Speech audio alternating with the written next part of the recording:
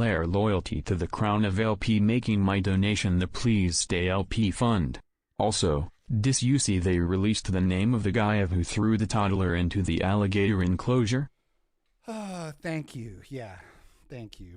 All right, are we done? Do we get it out of our system? Are we done with the bitching? Can I do the show now, please? Do you guys understand how much my cortisol has been spiked over the I'm just trying to tell you the story so you can have a little glimpse into the shit I've been dealing with, and I can't even get started without getting attacked here on my own home turf, okay? So, I'll play the song 7 more fucking times in a row if that's what it takes to make you realize how little control you have over this situation. So try me, okay? Because I'll do it. Orange juice lowers cortisol.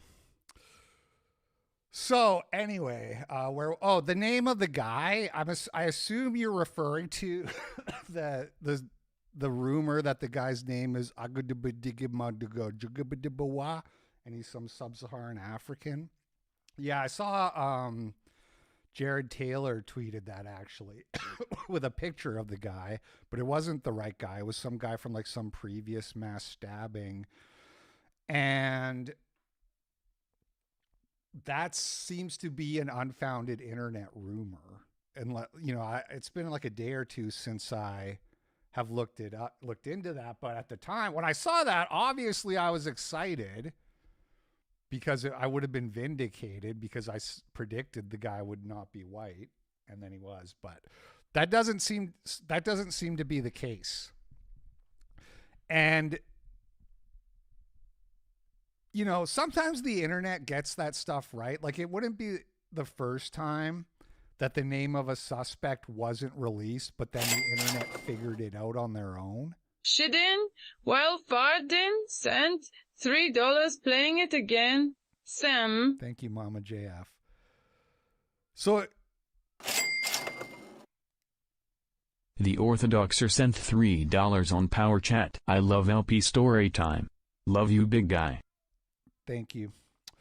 So it wouldn't be the first time that you know what I need to do is I need to put the I should put the goal on this screen. Bear with me one sec. Put that, and then we'll put it at the bottom. There we go. Now we all know where we stand. Show mulatto baby. I know. Show mulatto baby. Yeah, how about a 4-minute video of a bunch of negresses in bikinis twerking? Is that mulatto enough for you? Oh, where was I? Oh, so sometimes they don't tell you who the suspect is and the internet figures it out, right? So you're thinking maybe that's the case when it comes to this crocodile baby situation, but it would be different. Bigger Nussy sent $5 on Rumble. Missed you, LP. Thank you, Piggernussy. Don't forget about Monday. Whoa! Boomer Slayer sent $50 on Power Chat. LP, if you can hear me, please stay. Okay, we're back. And we're back. And that's all I needed. And I'm calm again. Thank you. Yeah, look, just try not to ban the people who actually send in super chats. Okay, make sure you try to give those people a little more leeway. And if anybody got accidentally banned, you can always come and talk to me. But not N Tower. You were on your last life. Not you. Some people just don't learn. Anyway, that's the past. We don't need to dwell on it. What would make this situation with the alligator baby different is that the police said it was a white guy, and the BBC reported that the police said it was a white guy. So, if it was actually a black guy, that would mean they basically lied blatantly, which would be like a huge scandal and sort of unprecedented. To be honest, we've heard them talk about how they want to like suppress these stories, control the narratives and that, but there's never really, to my knowledge, been a case where they said, oh, tell everyone it was a white guy. And then they got caught doing that. So long story short, the rumor that it's a black guy is unfounded and probably false. And it probably was a white guy, a mentally retarded white guy who threw that kid. So that's that. But, you know, nobody, if it was a non-white, nobody would be happier than me. Nobody would enjoy hearing that more than me. So fingers crossed.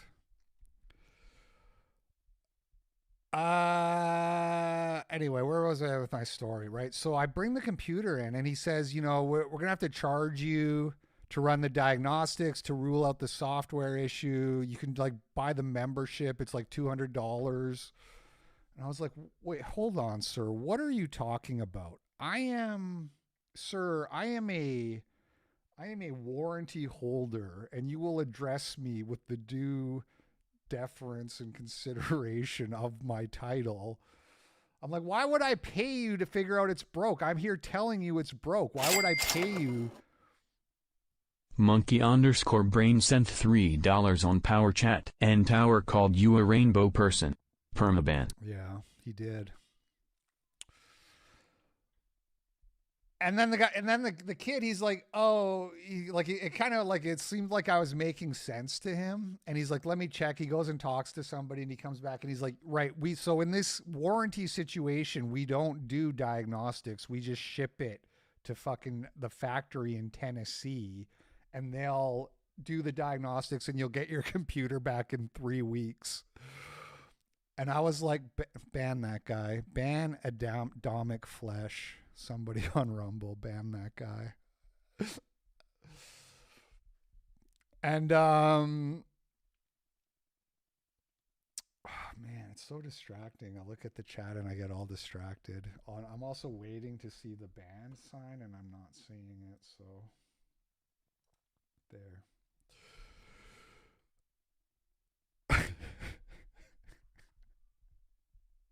Hold on. And you know what? I'm just going to take my time with this. If this is how you guys want to do, you're going to have a little revolt, huh? Little mutiny.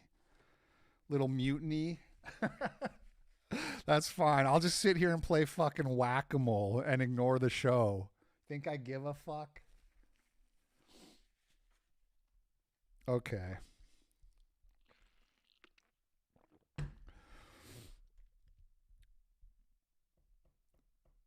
Is the volume low? I'm on a different computer. So, and I had to set up OBS and all the tech stuff. Let me check my microphone volume real quick on Windows, cuz sometimes that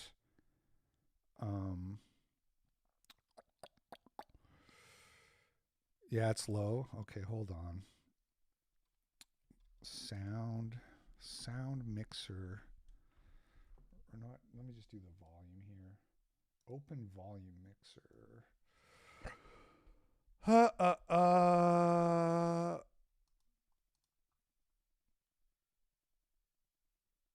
Oh, what? It's set on Windows. My input is set to my camera mic. That can't be right. Let me check this. Okay, in OBS it's the right mic, so it should be the right mic. There's no input volume. Hold on one sec. Just want to try to get this right, because we're going to be on, like I said, my computer's going to Tennessee for 3 weeks. And so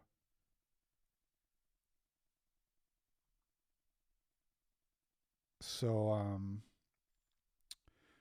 going to be using this computer, so I want to get it right. It's weird. I can't find the input volume now. It's just like not here. Sound. Yeah. Okay. Yeah. No, it's set to 100%. I guess we'll just have to live with it. It's a little low on OBS. Okay. You know what I'll do is I'll add a little more gain. Best I can do. There you go. Not much. Check. Okay. Best I can do. Okay. Anyway, where was I? So they got to send the computer to Tennessee for 3 weeks or whatever. And part of me is kind of like, well, fuck, maybe I should just pay for the diagnostic because it might not even be a hardware issue. But then I remember Grok was like telling me that it was a hardware issue. So I'm like, whatever. So I drop the computer off and I leave, and I'm pull out of the Best Buy parking lot. I pull into the road and my phone rings, and it's the kid from Best Buy. And he says, "Hey, I forgot to ask, did you, I'm also talking a little bit louder now too. So that's, that's annoying to me, but I hope you guys like it. He's like, did you change the computer in any way? And you guys are going to like this story when it gets to the funny part, so bear with me, okay? It's going to be worth it. He goes, did you change the computer? And I go, yeah, I added a hard drive, a secondary hard drive. And he goes, okay, you need to come back and get that because they won't send it back from the factory. The factory will just keep your hard drive. And I was like, oh, okay. So I had to drive back to Best Buy, get the hard drive. Monkey_brain sent $3 on Power Chat. Don't understand why someone would take their time to watch a creator they don't even like enough to be polite to. The reason it drives me crazy, it's not even just that people are rude. Like, you expect that to a degree on the internet, but it's a very specific thing, which is this constant like purity check of you're not based enough. You're not following the protocols of basedom correctly. You did this. You talked to that person who isn't based. You played a music video that isn't based. And it's just like, shut the fuck up, you fucking freak, man. Can a nigga live? The more I do this, the more I'm sympathetic to people like Nick Fuentes, when they say shit, when he says shit like the Goyim aren't people and like low IQ antis and all that. It's like, some people are just so miserable and all they care about is this constant, like, I'm ideologically checking you to make sure that you are following the correct protocols of how to be based on the internet. Just shut the fuck up, man. Let me breathe. Let me live. God. This movie, The Citizen Vigilante, there's so much of that happening. There is so many people. It's not even good enough for them to say they don't like the movie. If you like the movie, they will attack you, call you stupid, say that you're, call you Jewish, say that you're supporting Jews, that, oh, there's a sex scene in the movie, it's degenerate, on and on and on it goes. And it's like, man, just shut the fuck up.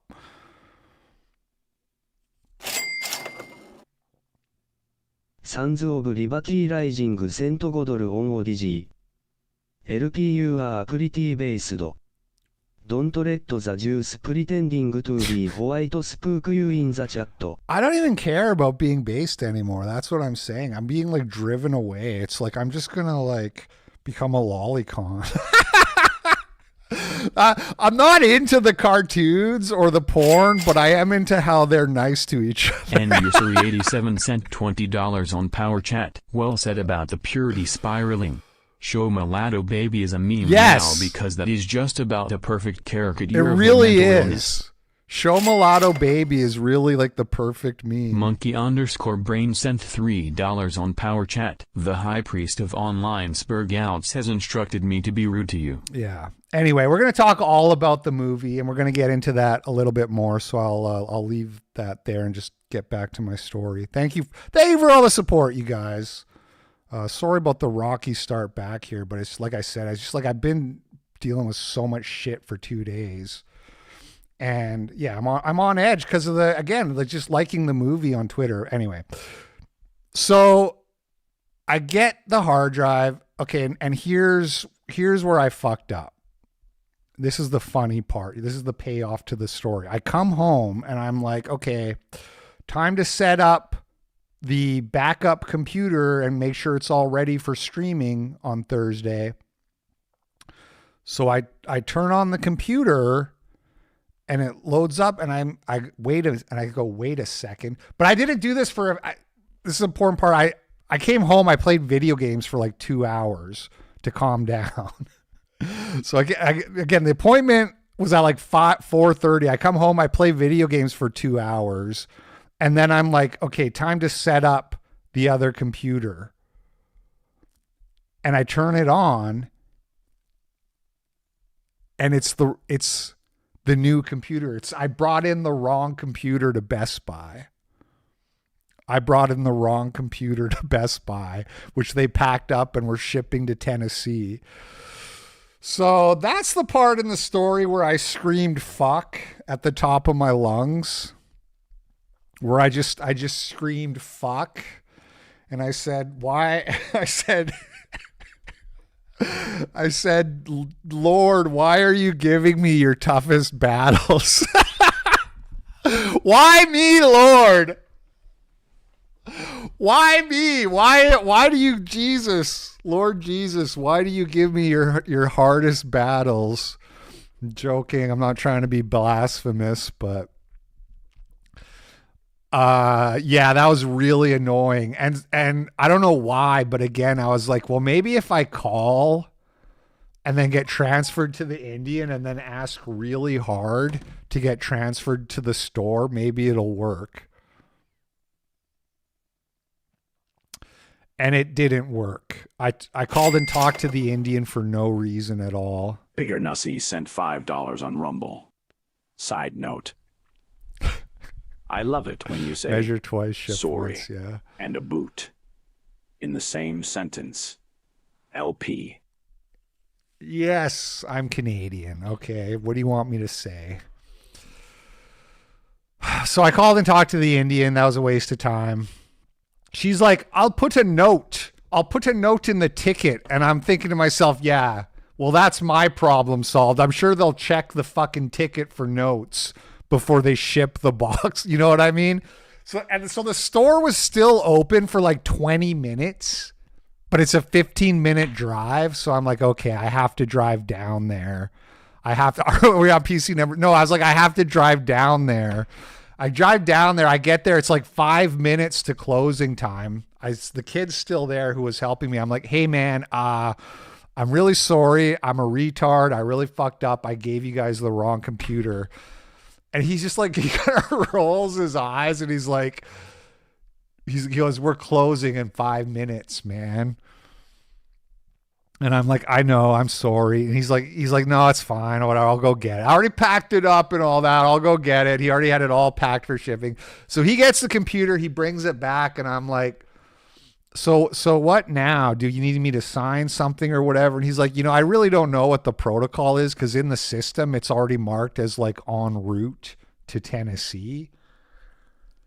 And I was like, you know what? Keep it here. Just keep it behind the counter. I'll come back tomorrow and we'll sort it out. I don't want to, put you out more than I already did. And he's like, yeah, okay, I'll put a note on it. And so I went back the next day with I did have a little more time to try to troubleshoot the new one. So I did, but it was to no avail. Easily could just get it to crash over and over and over again. So the next day I brought the computer back. And here's where I have to give a props to Best Buy for being really good, because I was like, God, now I have to put the hard drive back in. I don't actually know exactly how to do it because somebody else did it for me. It's going to be a massive, stressful headache. And I added a hard drive to the correct computer as well, which I'm going to have to tell them to get out. So I'm going back. I'm going to have to ask them to put the hard drive back in and take that hard drive out. And they're going to give me a hard time. But they didn't at all. In fact, when I brought the computer in, the guy was like, oh yeah, let me go to the back. And the other guy, big guy, comes out of the back and he's like, oh, did you want me? He asked right away. He's like, do you want me to put your hard drive back in? I was like, that was such a relief. That was such a relief. And okay, that's the story. Sorry, that took way longer than I wanted, but that's the story. So I got the backup computer all set up, good to go. Linux solves most issues. Linux solved my, I don't know, man. Look, I've tried everything. Somebody DM'd me on Twitter and was like, you should check your socket to make sure it's grounded. And I was like, part of me was hoping that was the issue because I've had issues with both computers. And I was like, well, maybe that's why, but it wasn't the socket. I checked. But it does feel like a hardware issue. So anyway, I don't know. I'm just cursed. I don't know. Yeah. I'm glad he put the hard drive. It was nice. And you know, it only took him like 5 minutes to put one in and take one out. Like it was really quick. But it would have taken me like 90 minutes. Or it would have taken me at least 20, 30 minutes. And I would have hated doing it. So that was a relief. Then I had to like set up OBS and set up all the audio stuff again, but that was also really easy. I found my old conversation with Grok where we set the audio up the first time, and I was just like, okay, Grok, we need to run this back on my other computer, and it was just like boom, boom, boom. Easy peasy. Okay, let's get into the show. Sorry about all of that. Let's get into the show.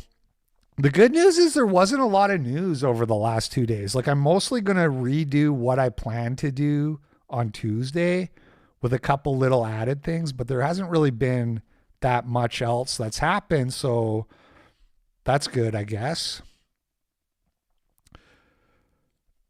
Yeah, computers are stressful. And you know what? Another pet peeve that annoys me is when people are like, well, this is what you get when you buy a pre-built, you know, like, yeah. If I picked the parts out myself and assembled it myself, then there would never be any problems. Everyone knows that. Everyone knows there's only problems when you don't pick your own parts and build it yourself. Anyway, let's get into the show. Let's get through this. Let's get this over with. I really want to talk about the movie. I really do, but we're going to leave that till the end because, you know, some people might not want spoilers. Okay. Mother Jones needs your help, guys. They need $200,000 and they're not even halfway there. So please donate to Mother. No, I wanted to look at this story real quick. There was this trial happening for these 11 Trantifas who shot a police officer outside of an ICE facility. And they got hit super, super hard with the sentencing. And leftoids are like crying about it. So you have like articles like this on Mother Jones. Prairieland ICE protesters sentenced to decades in prison. Activists who didn't plan the protest and left when asked still received 50-year terms. Monkey_brain sent $3 on Power Chat. W recruiter called. Got accepted into Space Force with TS clearance. Wow, congratulations, Coper's in control. man. Space Force Coper. Nigga's going to be coping up in space. Well, the movie's on Twitter now. We're going to get to all that. Just bear with me. Bear with me while we go through the boring news before I talk about my favorite movie ever made. Whoa! Mark Beamer sent $50 on Power Chat to make up for some of the missed income. God bless. Thank you for the big dono, Mark Beamer. Appreciate it.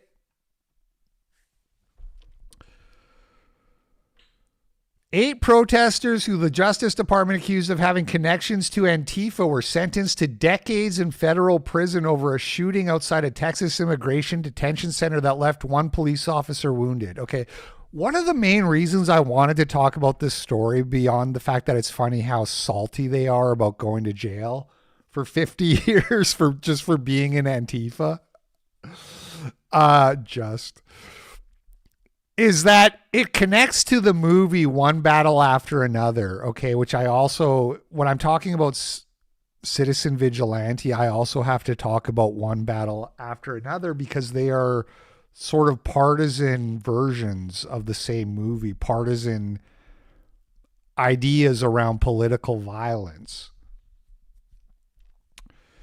And so a reminder, if you haven't seen that movie, but it starts off with like a leftist faction of Antifa people who attack an ICE immigrant detention facility, and they take over the facility and they free all the immigrants, and they capture the general, Sean Penn, and humiliate him in a weird fetish thing.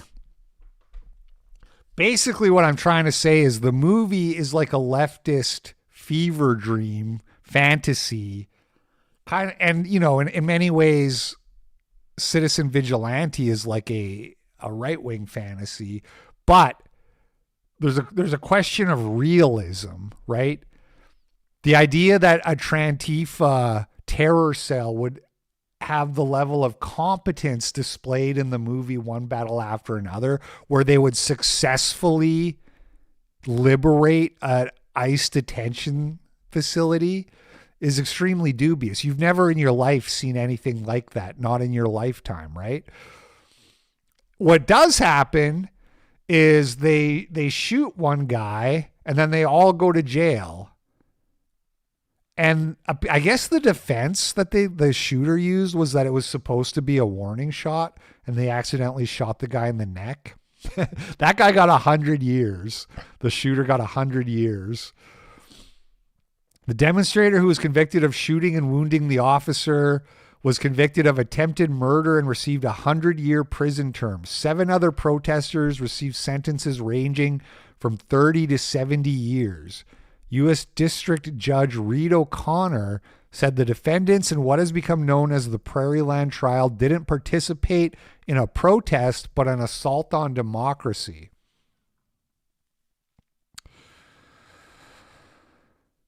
And this guy, Alec Karakatsanis, who is the founder of Civil Rights Corps and a civil rights lawyer, he posts, "The sentences handed down today are a huge threat to the possibility of a democratic society. The prosecution is rife with constitutional violations, but 30 years in prison, more than anyone for January 6th, for moving some magazines? 50 years in prison for those not involved in planning the protest? The evidence of an illegal conspiracy is non-existent, but this is how the authoritarian dragnet targets those fighting against repression. Everyone should be learning about this case." Yeah. So you've been arrested and sentenced to jail. Here's why. You're not allowed to shoot the police. You're not allowed to shoot the police. Sorry. Too bad you ruined your life. Hey, it could be worse. You could have ended up like Renee Good, or what's that other guy's name? Daniel Pretty, whatever his name is. You know, the guy, you know, the one who was so ugly that even the left had to Photoshop him. Anyway, I wanted to touch on this clip real quick that went super viral on X. 30 million views. This is posted by number 2 ranked Chad Androgenic, who says, "I accidentally misgendered someone, but at least I apologized for it."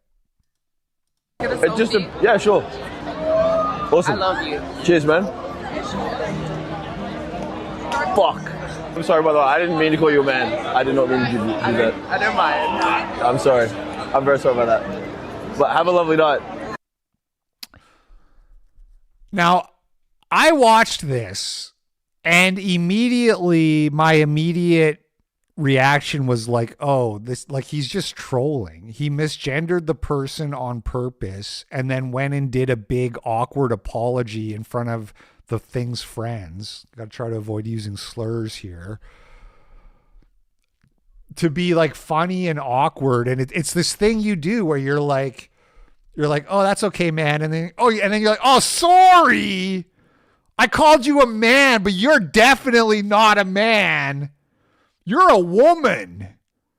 You're definitely not a man. You know what I mean? Like that was my read on it. And then, but then everybody in the chat is like, you suck. That's a man. You're soy.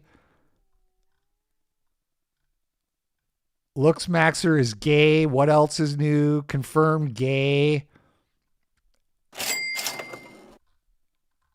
Anonymous sent $5 on Power Chat. This dono is for the gun fund only. Thank you. Noted and noted. And again, this is like a thing where it's like, dude, this guy trolled all of you. He was trolling the Troon, and he ended up trolling all the chuds too, who can't see through one layer of irony. You can't see through one layer of that this guy is like trolling the Troon in this video. It almost even sounds like I thought he said, "Hey brother," but then he said, I gotta listen to it again, because actually I think he might have said, "Hey, sorry about that." Hold on, let me hear it again. Yeah, sure. Awesome. I love you. Cheers, man. Fuck. I'm sorry, brother. I didn't mean to call you a man. I'm sorry, brother. I didn't mean to call you. Or did he say, "I'm sorry, brother," or "I'm sorry about that"? Fuck. I'm sorry, brother. I didn't mean to call you. I think it's about that, actually. I thought for a second there, I thought he said, "I'm sorry, brother. I didn't mean to call you a man," which would have just like really, really made it a perfect troll. But no, he said about that. Anyway, that's my read on it. These like social media savvy clout goblins are just trolling everybody with this clip farming shit and making you mad about something that is actually funny. It's actually funny to do that, to be like, "Thanks, man." It's not even really misgendering. If you say "thanks, man" to like a woman, a biological cisgendered heteronormative woman, etc., able-bodied, etc. If you say "thanks, man," like nobody really cares, because that's like a gender neutral term. Look, maybe I'm wrong, but that's my read on it. And this just feels like everybody falling for a troll. Bill Burr shitting on white people, apparently. I haven't watched this clip, but apparently, like, well, let's just watch it. Let's just watch it and see what's going on here. No, they're conspiracy theories. White people shit or black people? I would black. I'm gonna go black people. I would go as far as. Hold on. What was the question? No, they're conspiracy theories. White people shit or black people? Oh, are conspiracies for white people or black people? They have different conspiracy theories is the thing. The black people conspiracy theories are totally retarded, and the white ones are more on white. A white conspiracy theory is like, we didn't land on the moon, and it's wrong. But when you look at all the reasons people believe that, you can understand why people believe that, even though they're wrong and we did land on the moon. Whereas black people think that like they built the pyramids with black pharaohs and shit, and it's just like totally unbelievable. I would black. I'm gonna go black people. I would go as far as OG before the internet. Yeah, okay. Black people, and then white people started to catch up with the internet. But we went in a stupid direction. Yeah. Like flat earthers, rather than like being these people at the top are the ones we should be upset. You don't think Earth? That made no sense. That's the exact opposite of what I said. White people conspiracy theories are less stupid. You're more able to understand why people get sucked into them because you can present a really strong case. It's like with the Charlie Kirk stuff, people present a really strong case, you know what I mean? So you understand why it happens, even if you're not convinced yourself. But then he's like, he does this weird thing, Bill Burr, where he goes, we go stupid with it like flat earth instead of going after the people at the top. And it's like, wait, do you think that's what black people are doing? Do you think they're going after the people at the top with their conspiracy theories? Their conspiracy theories are literally like, we was Jews, we was samurais, we was Vikings, on and on and on. It's flat. Right. Even flat earth is less stupid than the average black conspiracy theory. Yes, exactly. What? You know, I'm just asking a question. Do you? I'm just saying. I took. Oh my God, dude! My question is, what is the advantage the people in power have that if it's actually flat, I'm thinking it's round? Like, what does that get them? I don't know. I just I get the other things. I just said I fly a lot. Oh my God! I didn't know this. I'll let you cook. One time I took a 25-hour flight, and the plane never did this. That's all I said. That's all I not said. how it works. Hold on. If you're So on you think the plane's supposed to constantly be dipping slowly? If you're on the map, if U.S. is here and another country is there, when I was going to that country, the plane never did that. That's all I said. That's all I said. Think about what you I'm notice saying. when you fly if you look over at a map, if USA is over here and there's another country over here on the bottom, whatever, when you fly, my plane never did that. That's all I said. I would, because then I'd be like, the earth is round. But it didn't do that. I'm just saying. That's all. I'm just. But you also realize that think about this it. isn't north. That's up. I know that. Okay. Yeah, I know that. Okay, just. I'm just saying, because because I was looking at a map one time I was flying. I was here, and I flew to here. And I stayed up the whole time looking out the window, just to make sure. 25 hours. You know, I forgot. Well, you know what? When you fly, they're phasing these things. Yeah, how come the plane never goes down to go over the curve of the Earth? You know what? He's kind of convincing me. I'm kind of turning into a flat earther. It's out because they have newer technology, but when you fly like instrument, Plane never did that. they have these things on the ground called VORs, and that's how you if you're in the clouds or above them or wherever, how you get from point to point without messing up. And if you're too far away, if you're at a lower altitude, you can't get the signal because the Earth is round and it's going like that, and you're coming around like this, and it's not until you get within a certain distance that you can hear. I'm surprised he knows that because I don't know what the fuck he's talking about. It sounds correct though, but I think he probably like looked into this is the thing. I haven't looked into flat Earth because I don't waste my time on sort of self-evident things. So I don't know all the arguments, but he probably did. He probably did a podcast about flat Earth. When you fly over to Europe, okay. I just remember that you thought the moon was closer than LA, so now it all makes sense. That's not what I said. I looked up and you could see the moon. And how far is the moon from Earth? Right. If LA is farther from me than the moon, how come I can see the moon but I can't see LA? This is actually brilliant. This is like Carl Pilkington level of podcasting. Shaq should do this all the time. We need to get Ricky Gervais and Shaq on a podcast together. Millions of miles. Okay, millions of miles, right? Oh, Bill Burr is a pilot? Okay, that's a better reason to know that. You look up and you see the moon, right? And I said, okay, how come when I look to the West Coast, I can't see LA? And it's only 2,000 miles. That's all when I you're said. doing your mogul deals, you might not want to have this conversation. When you get with General Mills to have you on the Wheaties box, you might be like, I just like to ask questions. Shaq, how are you going to promote this cereal? I'm just going to say, when I flew to Brazil, I'm here, and I looked out the window the whole way. I love... You're going to determine whether it's round or flat by looking out the window. What are the scientists wasting all their time with all of these apparatuses? Just look out the window. It's right there in front of your face. All right, I gotta say that wasn't that bad. Like the narrative around this clip is that Bill Burr started off by saying white people conspiracy theories are stupid, like flat Earth, and then Shaq says I'm a flat earther, and then Bill Burr immediately softens his tone. But actually, he was kind of condescending. Actually, he's like, you know, this is up and not north, right?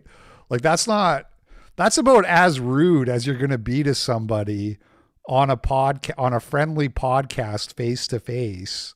He's roasting him in a friendly way. It really wasn't that bad. People just hate Bill Burr. Caitlin Clark got punched in the throat and stepped on by Alyssa Thomas.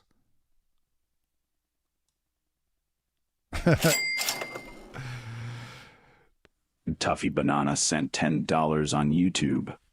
I liked it better when Coco only spoke sign language. Shaq seems really likable, man. I don't know. I can't find any reason to not like Shaq that I'm aware of. Did he rape somebody or something? Did he rape a white woman? I don't know. He seems really likable. So here's the clip of this black basketball player throat punching Caitlin Clark, the great white female hope. To the ground, and ooh, that's a right on the neck. And you look at how distressed she is. Like she's like, "What the fuck?" To the ground, and ooh, that's a. And you can hear the commentator, even the commentary guy, is seeing this in real time, and he's like, "Ooh." A hand to the neck, and then. Oh yeah, there was some funny joke about Shaq going to the gorillas at the zoo. That's right. To the and then there's another angle where you can see that not only did she do that on the neck, but she also put her knee streak on into her the basket. groin. And here's right what here. hustle players are all about. You got right three Phoenix players simultaneously. So knee and groin, fist on neck, both at the exact same time. around Caitlin Clark. Seems And very deliberate, and no foul. No foul was given, of course. Carmelo Anthony has a new high-powered legal team for his appeal, and most of his lawyers are black.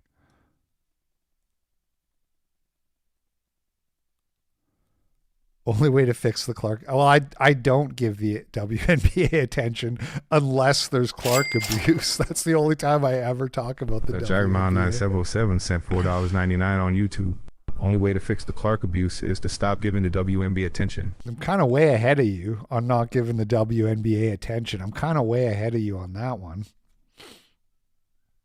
But we have an update for Carmelo Anthony, baby. He's got a new team behind him. So a new legal team filed substitution for counsel to pursue appeal for Carmelo Anthony. Baby, and here's the... So people were saying that some rapper named Boozy gave him another $500,000 for his appeal. I don't know if that's true, but I saw a lot of tweets about that.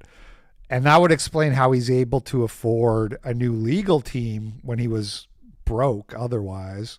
starting lineup. Nobody came to play. I know people thought Ben Crump would be up in here, but don't worry, he brought a co-counsel to the team. Now leading this council is Russell Wilson II. And if you want to know the credentials of everybody on council, you can go ahead and stop, pause, and read.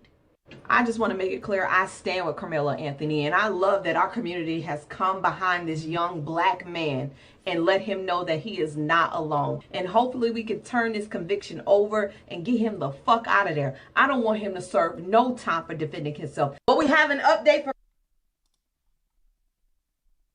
So I'm sure he'll be out any minute. Carmelo about to walk free and dab on the crackers any minute. Okay, Montreal shooting. Côte des Neiges, my old stomping grounds. I lived in Côte des Neiges for about a year. Never thought of it as a Jewish neighborhood, but also this was before I was J-woke, before I was like racially conscious at all, although I was starting a little bit. This was before I got into like watching YouTube videos or anything. But I was starting. I remember when I first moved to Montreal, I lived in Verdun for a month, which is like a very black neighborhood, a lot of Haitians. And I remember, and you would see them in the subway, you'd see them like hanging around in the subway. And there was a news story about an Iranian guy got harassed and beaten by a group of youths. And I read it. And I was like, oh, they're all black, because a bunch of black teens beat this guy up. And I was very much liberal still. And so that was like, I was like, hey, wait a minute. Where is that thought coming from? That's not very individualist of me. That's not very John Lockean of me. Why am I judging? Why am I making assumptions based on racial stereotypes? So I kind of like was like surprised that I thought that, but at the same time, like I knew it had to be true. And that was kind of like that. That was like that's an early memory of me realizing that all the racial propaganda I consumed was like, because I remember even like a little bit before that, somebody telling a story and saying like I was on the subway, or they call it the metro in Montreal. I was on the metro and saw a couple like black guys do blah, blah, blah. And again, I remember thinking like, why point out that they're black? Like if they were white, you would just say guys. Like I didn't say that, but I was thinking it to myself. And that's kind of like an example of like the progressive brainwashing where you're looking for good boy points because you noticed something politically incorrect. You know what I mean? So that was sort of like, I was still very much like a brainwashed progressive when I had that thought of like, oh, the people were black who assaulted that guy at the subway. And that was like a very early kind of like realizing like, oh, maybe I'm wrong about race and all these racial stereotypes have value. Anyway. So this is in Côte des Neiges, and he's like an incel with a big manifesto. This was the video going all over X the day it happened. Why is he walking? So you got an old man here. Here's the shooter.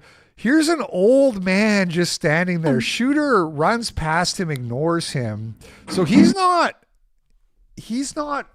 I mean, he's running from the police because there's police all over the area at this point. But he could have easily killed that guy.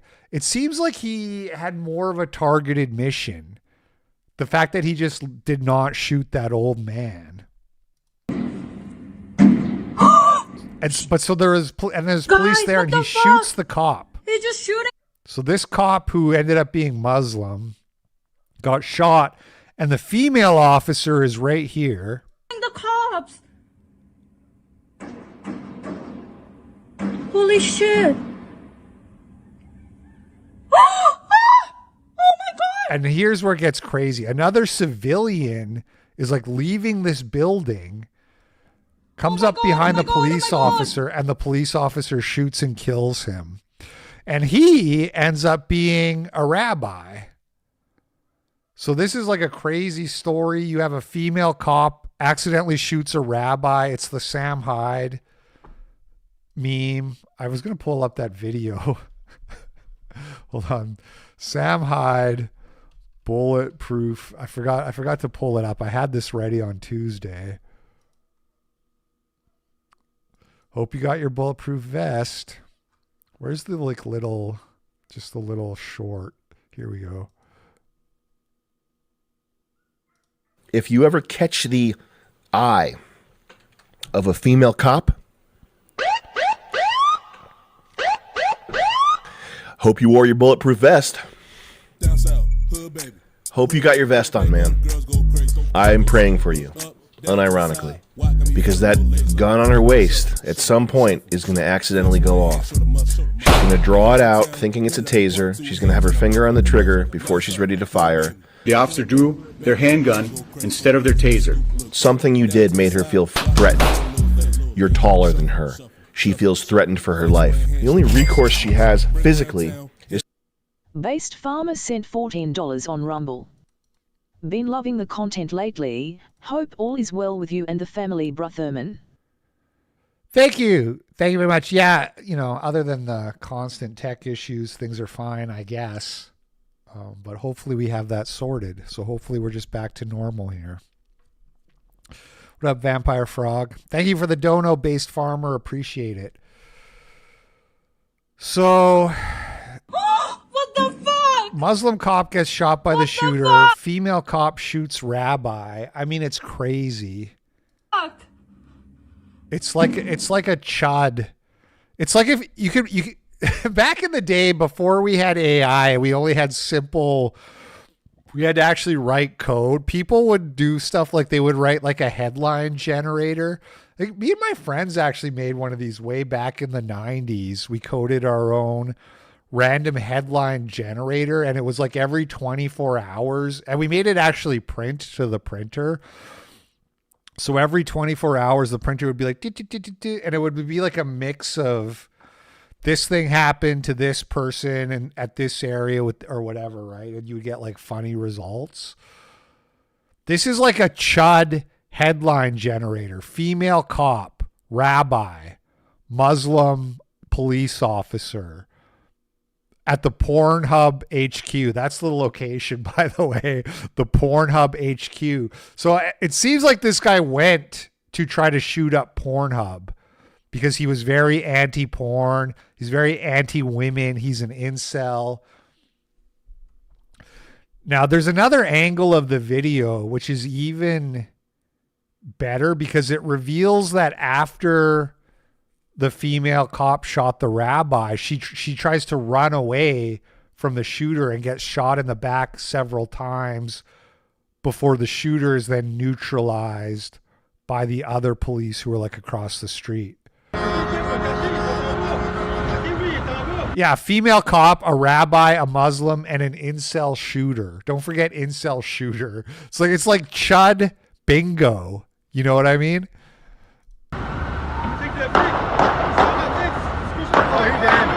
So that's where the police officer gets shot. Nice hit, he's hit. Civilian here, he gets shot. Rabbi down.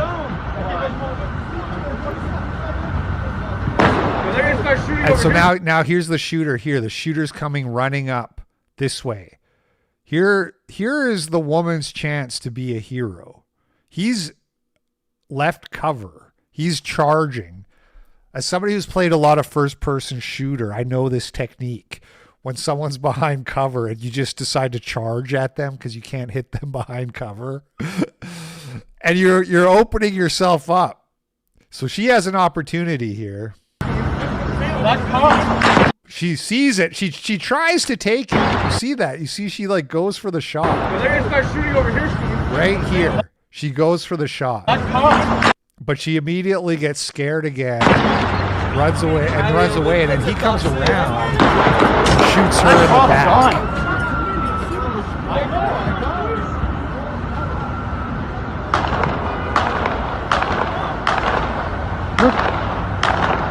He's there, Mick. And now he's getting ventilated by the police across the street. He's like trying to reload, but he's getting shot. Attention, balle perdue, arrive.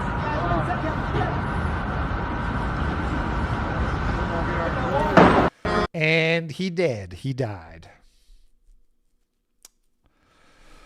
So I just remembered I was going to watch like a news report about it just to see what the media was saying about this. And then we're going to look at the manifesto a little bit. It's already old news. It's weird how like the news cycle is so fast. The fact that I missed 2 days, it's like this is like already like ancient history. And I'm sure you've already seen other people talk about it, but let's watch. We'll just do a short one. We got to get to some other breaking news now out of Montreal. A shooting there has left 2 people dead. The suspect is also apparently dead. And we've got to warn you, there's some video coming into us. It is disturbing here. There's no other way to say it. Look at this. Shots are fired. You hear them. The suspect, we've sort of highlighted them. Suspects coming out from behind a barricade continues to fire shots. Police say they've taken that suspect's gun, and now there's a search to see if there are other victims. So far, they believe 1 person was hurt, but is expected to be okay. 1 additional person. I want to bring in Stephen Romo here. What else do we know about what happened, Stephen? Yeah, Hal, you can see in that video alone. Yeah, he's not okay. The rabbi died. I'm 90% sure he died. How much chaos there was at the time this happened. It was around lunchtime. Police say an armed and dangerous person was in that area of Montreal. They told people that they need to shelter in place and to avoid that area altogether. And people were sheltering there for nearly 3 hours. The police did not yet clarify exactly where the shooting happened, but we've seen so many videos circulating from that scene showing officers responding with their guns drawn, clearly taking this very seriously. Then you actually hear gunshots on several of the videos. We saw another video that showed someone who appears to be the suspect, carrying a rifle along with an injured police officer. This is more. I wanted to hear what they were saying about the manifesto. We already know what happened, but I want actual news. 44 minutes. No thanks. All right. The shooter did not describe himself in the manifesto as an incel, but his dark and delusional worldview bears many of the hallmarks. It deplores what society has done to women in the perspective of this shooter and his basically plan for revolution to overthrow society and remake it. The document is laden with incel ideology, calling for a new order and a global revolution. It decries the downfall of monogamy and highlights the need to get the female out of the workplace. Ying Yang sent $3 on Power Chat. I don't like you. I watched Citizen Vigilant and it gave me HIV. Most terrible. No, you got HIV because you're gay. It wasn't the movie. It was the homosexuality that did that to you. Long before the term involuntary celibate, or incel, even existed, a man motivated by his hatred of women killed 14 women at École Polytechnique in 1989. But social media has intensified the problem with the rise of toxic male influencers and algorithms meant to exploit. And we're very concerned about how boys and young men are groomed into these ideologies at younger and younger ages. In 2018, a self-described incel killed 10 people in the Toronto van attack. Just last week, a parliamentary committee released a report warning of a spike in misogynistic rhetoric in the so-called manosphere. We are seeing concerning expressions of hostility towards women, alongside continued gaps in how our criminal justice system responds. These online communities can promote unhealthy views of what it means to be a man and manifest into real-world violence. So we need to have conversations and make sure that, the people around us are not being brainwashed. The new online harms bill is meant to address that by making social media companies more accountable and flagging abusive content. But there are calls for a broader approach to prevent young men from being radicalized in the first place. Donna? All right, Taria is... We need money. We need money to save the incels from radicalization. Give money. You give money now. And I will do conversations to stop radicalization. It's all a big grift, pointless and hopeless. And you think those women are gonna? You think those fucking dumb broads are gonna solve anything if you give them money? No. Yeah, JF did do a video going over it, and it's probably a good analysis. JF is good at that stuff. I haven't watched it though. Let's see what other people are saying about it. Ezra Levant says he's a big Jew hater. The Montreal murderer was a Jew-hating communist censor. The murderer in Montreal has been named Seth Hatfield from Alberta. He murdered a policeman in a shooting spree in a Jewish neighborhood in Montreal. Soon after, they began reporting that he was an incel, but they didn't publish it, so he publishes the manifesto. It's true that the murderer had extreme ideas about women, but that was only a small part of his worldview. In most of the rest of his rambling remarks, he was indistinguishable from left-wing politicians like Bernie Sanders, Avi Lewis, or half the Liberal cabinet. He praised communism. He called for the abolition of private property. He railed against the Jews and Zionism. And like Mark Carney himself, he demanded the censorship of the internet. So here's the start of the manifesto. This work delivers an explanation of the very peculiar and ghastly state of things that the Western world has found itself in, especially regarding the situation of terrible loneliness, isolation, and social degradation that is now a stark reality for many men of varying ages across our society. It is a reality that was steadily growing and looming within the shadows on the peripheries of common discourse for a long time, and only relatively recently has it grown prominent enough to come to be openly acknowledged by the powers that be, and indeed also by the general population to some extent as something that actually exists at all. Although the existence of this mysterious dread is now at least verbally acknowledged on a considerable scale, it is still the case that its true nature and the way in which it can be done away with remain almost entirely hidden from people. I have seen it fit to produce and publish a concise, it's 104 pages, by the way. I ain't reading all that. I do not care. I'm not reading your 104-page manifesto, freak. Yeah, I think this guy's a freak and a loser, if you want to know what I think. But carrying on. We're just going to read the intro here. How it came to be and what should be done about it henceforth. In this text, I primarily deal with the state of things regarding young people, approximately under the age of 30, that live in the highly developed Western nations of today. But I maintain that the information here is still very relevant to many older people and to other areas of the world, and I believe that some of the ideas expressed in this writing may possibly be even more well received in various non-Western nations. This is such masturbation, man. No wonder this is anything but concise. Yeah, too long, didn't read, but I'm happy for you, or sorry that happened.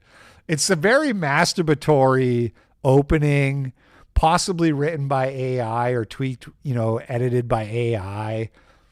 It's very try hard. I therefore directly condone and encourage the publication in Russian, Arabic, Farsi, Hindi, Spanish, Portuguese, and Mandarin Chinese. Oh, thank you. Thank you for specifying the languages. So no Greek then. Don't translate this into Greek. Only these 7 languages. Anyway. So Ezra Levant tried to make this about anti-Semitism. Shockingly. But it's not particularly anti-Semitic. Spoiler alert. I know this from other people's synopses, like Michael Tracy, who wrote, "Just read the entire manifesto. I regret to inform you that it's actually pretty interesting. Ignore any simpleton who tries to reduce his ideology to simple left or right or even incel. His main ideological belief is opposing hypergamy, which he blames for creating a social system where most men, he claims, are heinously deprived of female romantic connection. He therefore opposes capitalism, which he views as a primary enabler of hypergamy. He praises what he calls communist societies, such as China, North Korea, and the Soviet Union, in contrast with the West, because he claims communist societies are superior at engendering communal structures that facilitate monogamy." Ortho Chud Maxer sent $3 on Power Chat. Talk about holding frame on the monkey. Thank you. I don't even know what we're talking about, but thank you. Okay. On Tuesday I had JF's tweet pulled up, and I meant to what happened here? Hold on. Because JF said something in his tweet. And let's see if I can find it here. This part right here. Monogamy existed for a brief window leading to the development of advanced civilization.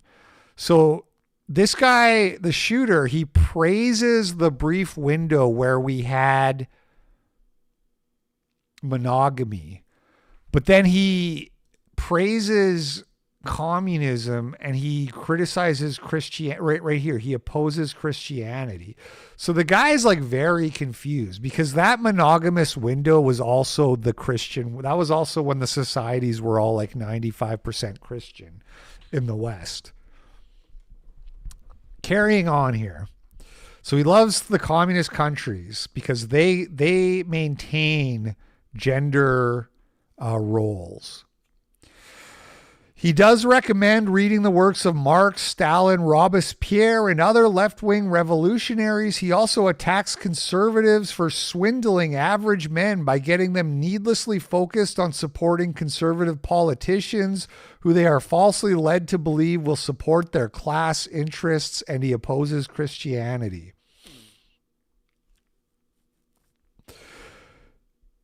He also inveighs against mass immigration, cultural degeneracy, leftist liberals, trans stuff, and so on. It appears he may have targeted his mass shooting attack at the headquarters and/or CEO of Pornhub in Montreal. Indeed, porn companies are one of the targets he recommends his followers planning attacks against because he regards pornography as one of the vilest contributors to male suffering and larger cultural degeneracy. Okay, based.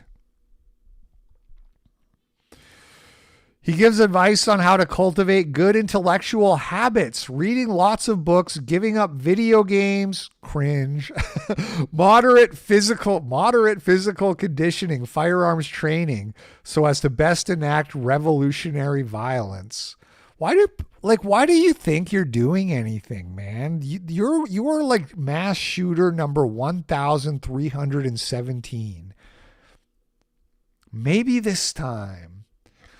A lot of couples open up their marriage and it never works. But maybe for us, maybe this will be the shooting that changes everything. Idiot. Here are the ideological movements he recommends followers of his movement infiltrate if they are not inclined towards violence and prefer to overthrow the hypergamy state through legal or political methods. Conservative socialism, Duganism, communism, Islamic theocracy. Just become an Islamic theocrat, guys. Infiltrate the Islamic theocracy, and that's how we win. Okay. Particularly, I would say social conservatism. He attacks both left and right, not uncommon with higher IQ mass shooters, and encourages assassinating both left and right-wing political figures. This guy was not some mentally ill crank like some other mass shooters, nor was he one of the guys who just copy and paste a pre-existing internet brain manifesto. He is reasonably high intelligence and well-read. Incel, sure, I guess, but I've personally never seen an incel manifesto that is so well-versed in political economy, history, biology, literature, and even meticulously cites peer-reviewed studies. This was a smart guy who knew exactly what he was doing and planned it long in advance, although it appears he wasn't successful in assassinating the Pornhub CEO. He's substantively off on a lot of the gender stuff, obviously. Yeah, not the communism, though. The communism he got right. North Korea rules, actually, and we all wish we could live in North Korea. Clearly spent a lot of time systematically thinking about it and putting together what has got to be the most well-written mass shooter manifesto I've read in a long time. So again, I didn't want to read it, so I just was like, hey, Grok, what was his criticism of Christianity? Grok says he opposed Christianity as part of conservative swindling of average men. He criticized conservatives for misleading men into supporting politicians who ignore real class interests and hypergamy, listed Christian swindlers among targets, and favored revolutionary paths like conservative socialism or communism over traditional religion. I mean, there is no social conservatism without Christianity in America, first of all. But putting that aside, so you don't like people who use Christianity as a grift. Guess what? Neither do Christians. So there's no criticism of the ideology here. You know, it's a religion, but you know what I mean.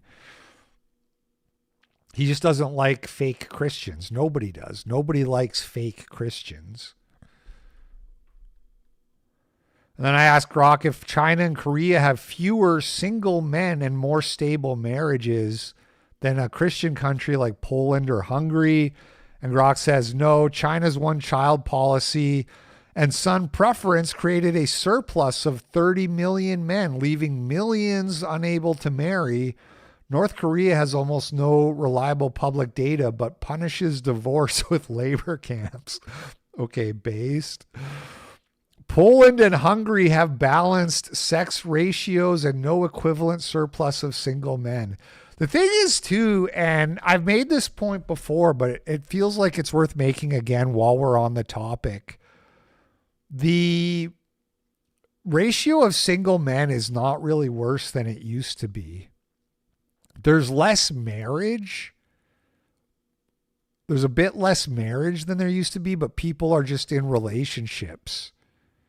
I looked into that data back when I republished my video called Incels Can't Explain This, because it's where it's that fat guy and he's got the woman who is like better looking than him, although she's kind of retarded and autistic too. Because there was so many comments on it that were like, look at this 1 in a million guy who won the lottery. And so many people were acting like it was impossible for a guy who is ugly to get a girlfriend, that I like looked into the data. And it's not really that, like a lot of the percentage of single men hasn't changed that much is what I'm saying. It's not like there's way more single men than there used to be.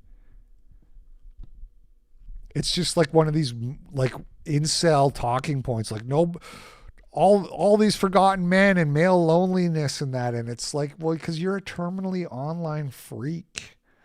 And so you don't even understand reality. You don't even understand what's happening in the real world. You spend all your time on incel forums where they just tell you everybody's miserable and unhappy. And actually, normies are not that miserable and unhappy. There are problems, don't get me wrong, but it's not as bad as you think. And then I called him a loser who couldn't get pussy, and people were really mad at me. Calling someone a loser is capitalist cult brainwashing term. Just a stupid thought-terminating cliche so we can never talk about societal issues. You really proved him right. I'm happy to talk about societal issues, but I'm not going to like give you special consideration just because you decided to murder someone. That's dumb and gay and proving his point. LP Original G is taking a hard L on this one, trying to back into a narrative. I get it, dude. You can't get pussy either. Sorry you can't get pussy, man. Must suck. Can't relate. And then apparently there was some other shooting that just happened in a California library, which I don't know anything about. I only know about it because I saw this tweet from Kiwi Farms where the guy was apparently like posting child porn on Kiwi Farms or something. The father of an 18-year-old Chico man arrested after a shooting that killed 2 adults and injured a child at a public library. So was this guy inspired by Montreal? Was he like the revolution's kicking off? Is that what happened? Ked's Dad sent $3 on Power Chat. Why didn't someone tell him really? we're only 5 years away from sex robots? Yeah.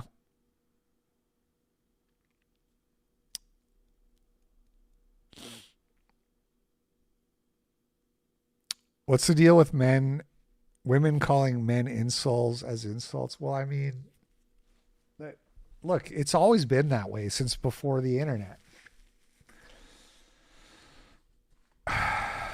I'm sorry, but you're supposed to be able to get laid or find a girlfriend as a man. And if you can't, then yeah, that's like a failing on your part.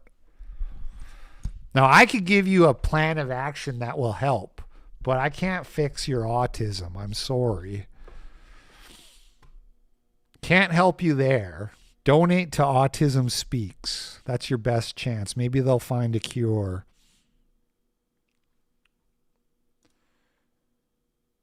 Hold on. Ban these bots.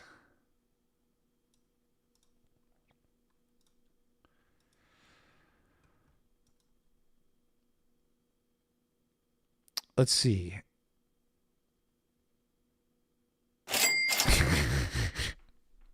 At Dudeman141 sent $10 on YouTube. Chad, Easy for that's chat good. 6'5 famous millionaire streamer to say. I'm actually a 3.5 according to Face and LMS. I am a 3.5 out of 10. So also I got laid when I was skinny and poor and not famous all the time. Just like Destiny. Me and Destiny both. Proving that it's not the fame. But fame is like a shortcut. If you really want to find a wife or a girlfriend, nothing will make it easier than being famous. Pro tip.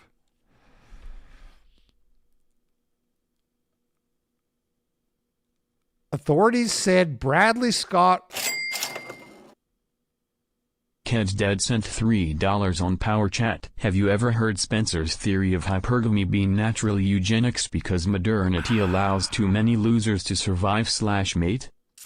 I haven't heard it, but that is interesting, you know, because you have this like the idiocracy theory, right?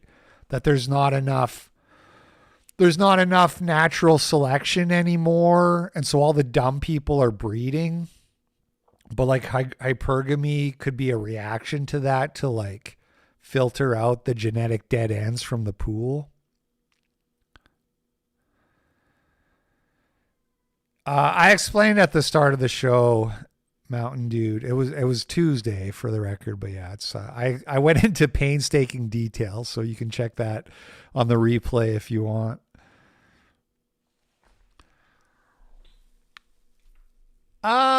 Yeah, because we don't have enough wars killing off man. Yeah, whatever. Again, I just don't think it's that bad. I don't know. Maybe I'm biased because of all the pussy I slayed through my whole life. Because I'm 6'5" and white. Maybe I'm biased. Things just don't seem that bad to me. And then you see these people who are like the true cells, and you try to like help them, and they're just like they're like unhelpable. They don't want to be helped. They want to be miserable. And then you're like, oh, I get it. I get why no woman wants you. You love your misery too much. Right. Well, dating apps are depressing, right? So I did that stream where I was like, let's check my matches, and it's depressing. But yeah, so that's why people think it's so bad. The reason you think it's so bad is because all you do is go on dating apps. That's your problem right there. All of that, like, of all the happily married people I know, virtually zero of them met on dating apps. That's your problem. So just become a famous e-celeb. It's not that hard, you guys. I keep telling you this. Yeah, do some push-ups, some planks. Anyway, I understand. Look, man, I was single for 3 years before I met my wife. I had a girlfriend. We broke up. I was single for 3 years. It's sad. It's lonely. And when you're going through that and you're looking at your options and your options are bad, I understand you don't want to hear some guy telling you that it's not that bad.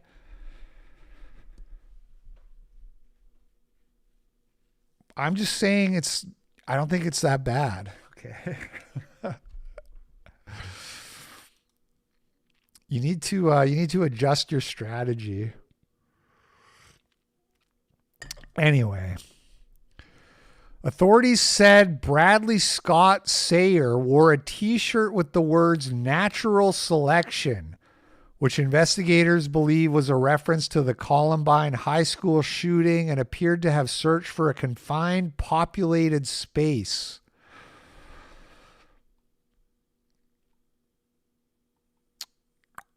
He was booked into the county jail. A juvenile girl who was with Hull suffered injuries from broken glass and has been released from the hospital. All three were library patrons. Hull's one of the victims. Sayer acted alone and had no known relationship to any of the victims. Father said in a phone interview that his son was a shy little boy who was high functioning on the autism spectrum and had just graduated from high school with honors. Brad had always been a delicate little flower. He's never harmed anybody. I can't say that anymore. His son lived most of the time with his ex-wife. His son had few friends but was never angry, smiled often, and spent much of his time reading.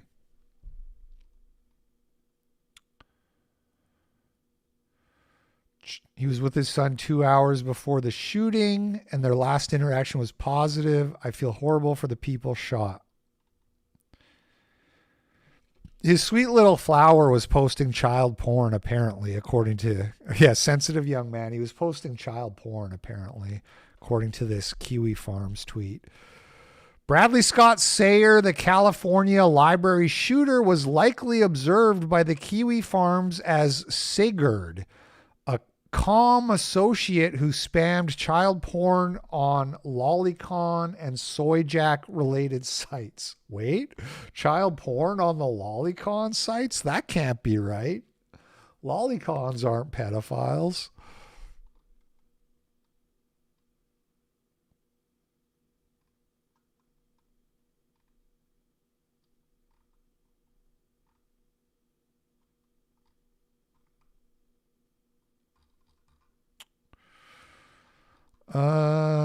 Let's see.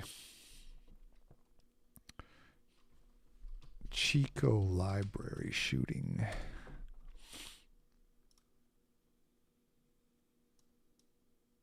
Columbine style shooting.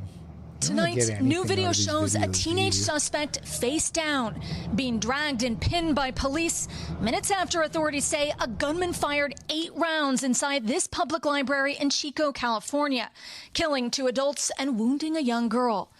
Identified as 18-year-old Bradley Scott Sayer. Look at this guy. Do you know how many dicks I would suck for a head of hair like that? And you're flaming out at 18? You're flaming out before life even started? I mean, he is a pedophile, so that's probably why he wanted to die. He probably hated himself for being a pedophile.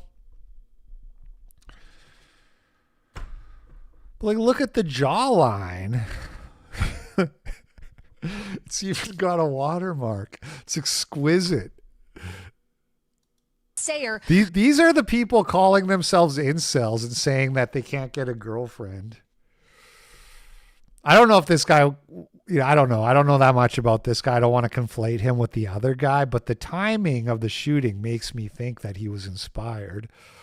Yeah, looks maxed pedo. Say he'd walked through the library how prior tall to the is he? attack before returning with a shotgun to attempt a Columbine-style massacre. Is that the suspect was a fan for some time of social media involving Columbine-type shootings, the kind of school shootings, and had unfortunately made a deep dive into that social media community. Shortly after the shooting Monday night, the city police chief described the desperate call for help. We had an open 911 line that you could hear gunshots and people screaming. Officials say within 4 minutes, police flooded the neighborhood and made the arrest. As they made entry, the suspect fled out the back of the library where Chico police officers had already set a perimeter. Social media posts show the suspect graduating from the local high school earlier this month, now expected to be charged with 2 counts of murder in the first degree. Authorities say they believe he was acting alone and have found no connection to the victims, identified tonight as 74-year-old Robert Johnson and 46-year-old Jacob Hull. Hull died protecting the injured child who is yet to be named, according to her family. Cat Respecter sent $5 on Power Chat. Thanks, Cat Respecter. I mean, like, it's evil, dude. It's, you go to a library, you shoot up, you know, like, look, you want to target Pornhub CEO, that's one thing. But this stuff is just so, the suspect is fleeing handsomely. It's like, come on, man. The suspect is scheduled for an initial court Yeah, appearance. you just kill some middle-aged dude who's at the library with his daughter, some middle-aged white dude at the library. Like, what are we doing? On Thursday, his parents have not replied to a request for comment from NBC News, but have The internet is making people insane. The Zoomers have gone insane. spoken with law enforcement. Aaron McLaughlin, NBC News. Okay, so that's, we live in a society. I don't want to go to the Kiwi Farms thread. I don't want to. I'm scared. I'm scared of what might be on Kiwi Farms. Is this a reply to that tweet? No. Hold on. Why is that? Oh, that's the more from the author. Okay. All right. Anyway, moving on. So that happened. Oh, this was part of the manifesto. The guy didn't like Bronze Age, the what is it called? What does Basil call it? The Barry Weiss Bronze Age Network or whatever. He talked about Nietzsche and swindlers. This is a category that has only appeared relatively recently, and perhaps it is only a subcategory.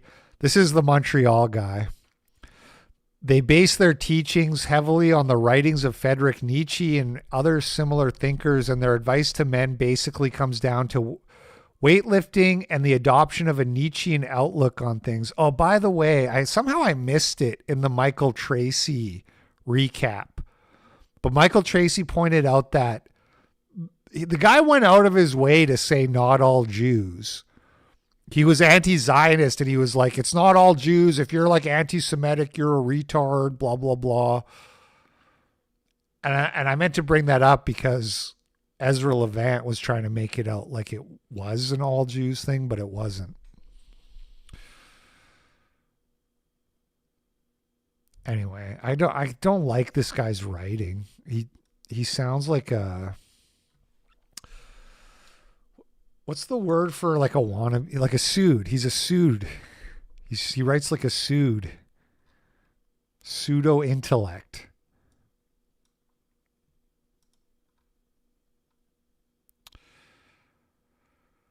Okay, I wanted to touch on this real quick. This was just a random tweet from Tom Hennessy, but he says, if you want to publish an app in the Apple Store, you often have to block a plethora of search terms. Both the Great Replacement and Great Replacement are specifically listed. Now, this is apparently from the Odyssey open source code base. They have tags that are marked as mature. They have some misspellings that people try to use as workarounds. And then you have blocked search terms with a comment, Apple wants everything to be as clean as possible, US edition. And you have all these terms on here. 1488, Ching Chong, Dindu. Now, this is what was really interesting to me. Jew and Jews, which are not slurs, they're just terms. just words to describe a group of people. But again, these are like blocked search terms. So what it looked like to me is Odyssey doesn't want to, the hard J. Odyssey doesn't want to get blocked by the Apple store. And so when somebody from Apple who is like approving the app goes to look at the app and they type in Jew and then it comes up Jews this, Jews, they don't want them to see that. So they blocked that from you being able to search that to keep the app clean. It doesn't look like a list that Apple provides to everybody. Spiggity? That's random.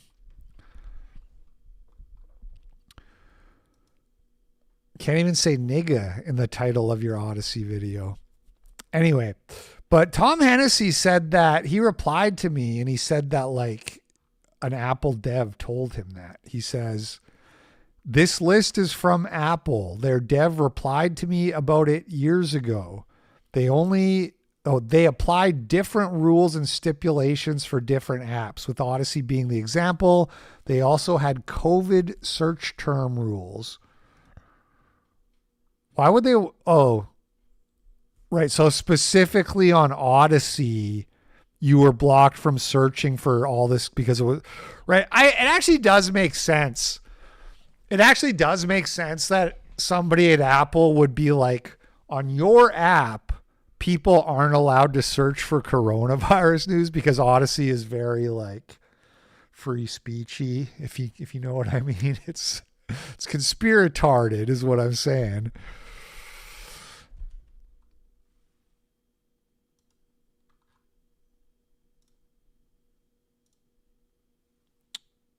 Anyway, I just thought that was interesting. You're not allowed to talk about Jews on Apple. Anyway. Okay, we're getting closer to the Citizen Vigilante review, which is the only thing I actually want to do. But before we do that, we got to look at some vibrant migrant news here to get us warmed up. Here come the vibrant migrants, like water from a fire hydrant. Open your door, this an enrichment shipment. But I'm sorry, the time has come to go home.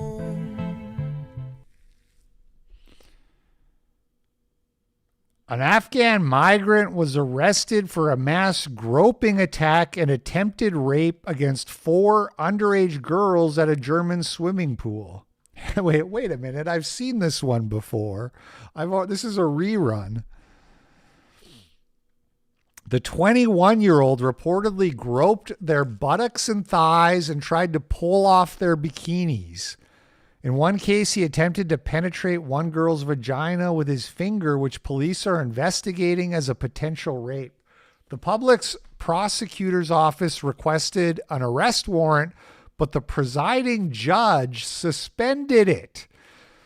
Now the Afghan is free on the streets with only the condition he not visit any public pools.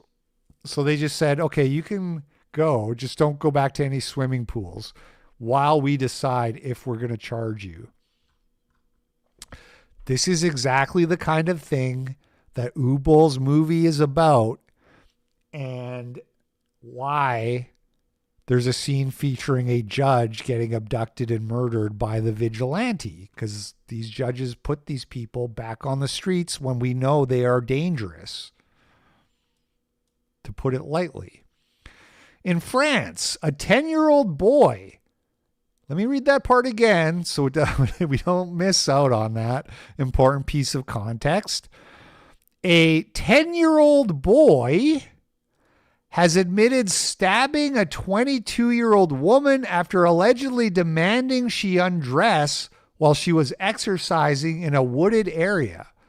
Police arrested the boy 8 days later with the suspected knife, and he confessed during questioning. Because of his age, he cannot be criminally prosecuted. Authorities instead ordered judicial educational measures and psychiatric hospitalization. A 10-year-old boy tried to rape a woman in the woods and stabbed her.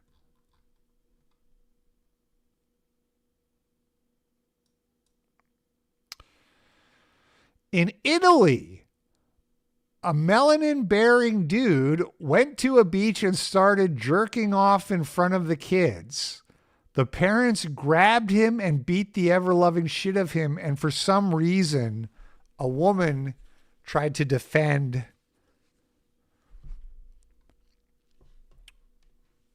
the culprit. What's the word I'm looking for? What's the word for a guy who's guilty?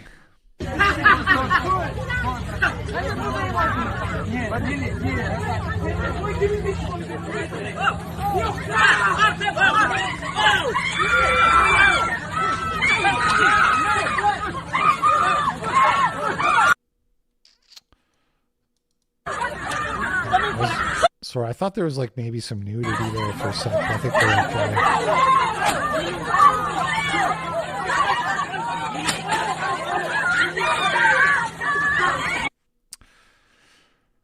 Really wish, you know, when it's like 5-on-1, you would think the white guys would maybe handle the business a little bit more efficiently. Whatever.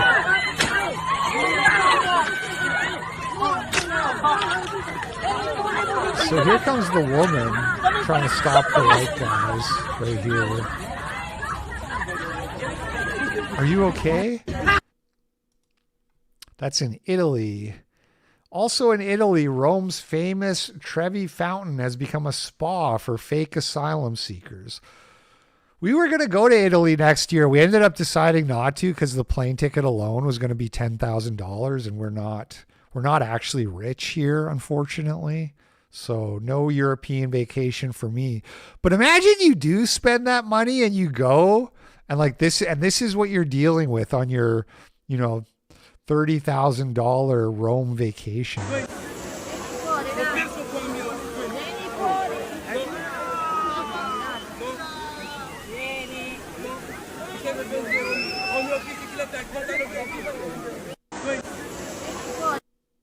Look at this thing.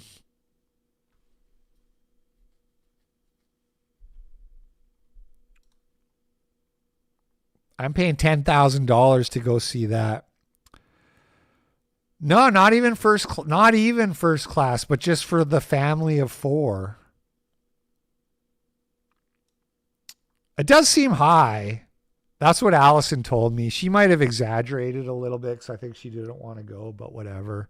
Point is, it's a lot of money. Meanwhile, on the streets of New York, somebody like sawed off somebody's hand. Kirsch says, we are living in horrifying times, and the majority of politicians not only do not want to stop it and fix it, they want it to escalate. There is no justice, only chaos and tyranny. A man's hand was cut off in a reported assault in Rochester, New York yesterday. I'm not going to play the video because it's probably too much for the stream, but that happened. And in France, a 17-year-old boy was beaten to death. Again, I can't play the video. It's too graphic. It's so bad. If you want to see it, there's a version on Libs of TikTok's page you can go watch. 17-year-old boy beaten to death. It is extremely violent and graphic, and I can't play this. But when I saw this, I wanted to look it up because, you know, again, a lot of times people like rehash old stories just to get views on Twitter or whatever. And there's so many of these stories that you can't keep them all straight. But this is new. This did just happen.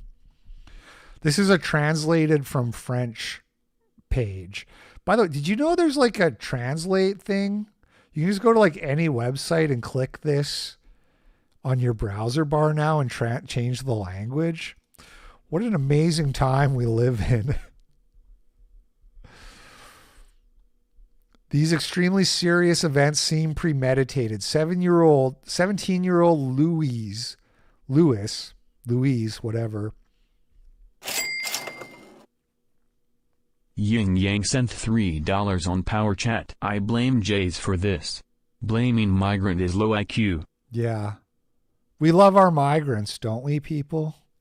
Our sweet, innocent migrants. Yeah, thanks for the high IQ take, faggot. Do we love our migrants? Am I right? We love our brownoids. Nah, you can't hate both. You have to pick. You can't hate both. Thanks. Thanks, Ying Yang, for the awesome commentary as always. I swear that guy's like trolling me on purpose. Fly to Portugal and then fly to Italy. I think we're over it. I think we're over it, but maybe someday. So anyway, this was a real story. And now, as this isn't bad enough, it gets worse. Louise killers weren't first-time offenders. Back in January, one of them proudly posted a video on his socials showing him beating another boy with a hammer. Now, again, I cannot play this video. It is horrible. He's beating him with a hammer. There's blood everywhere. It's just absolutely brutal. And apparently these were the same guys. So they were able to do this and then continue roaming the streets until they went out and killed someone, a 17-year-old kid. And so that brings me to my review of Citizen Vigilante. Okay.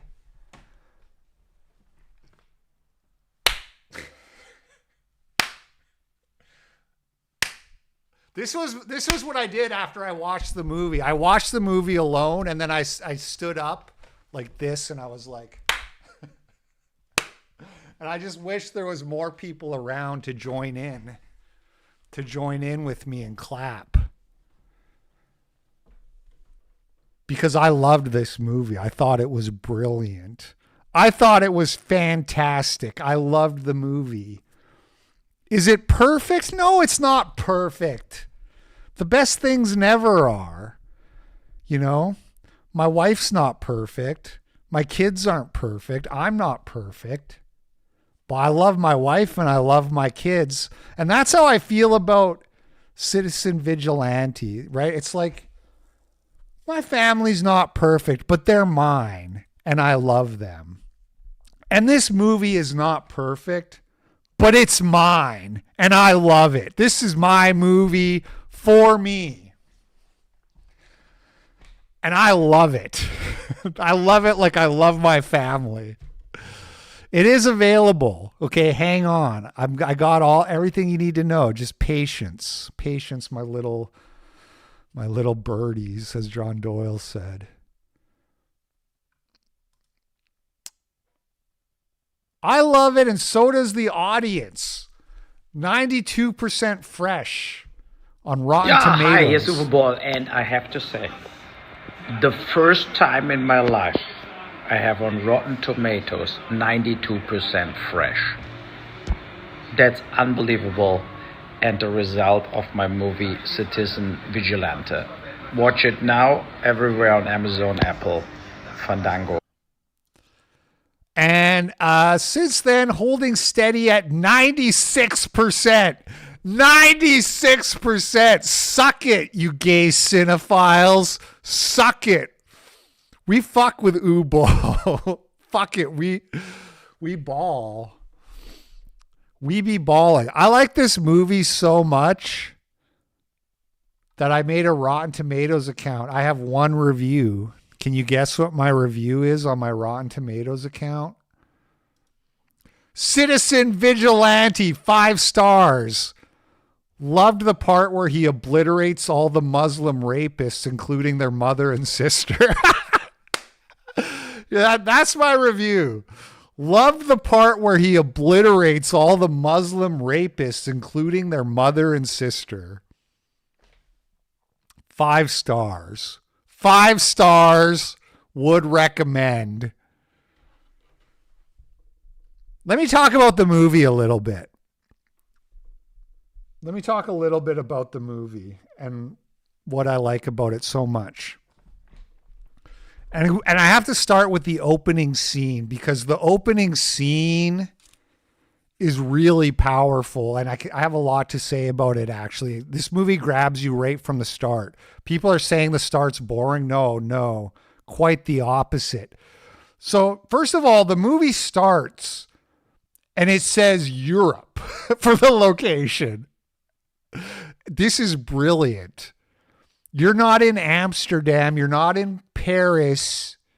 You're not in Berlin. You're in Europe. Do you get it? It's the whole fucking continent. $6 and $3 on Power Chat. I'm just happy a movie like this was even made. Can't we be happy about that fact alone? Ying Yang sent $3 on Power Chat. Are you paid to promote movie? I laughed very hard if so. I wish. Talk about dream job.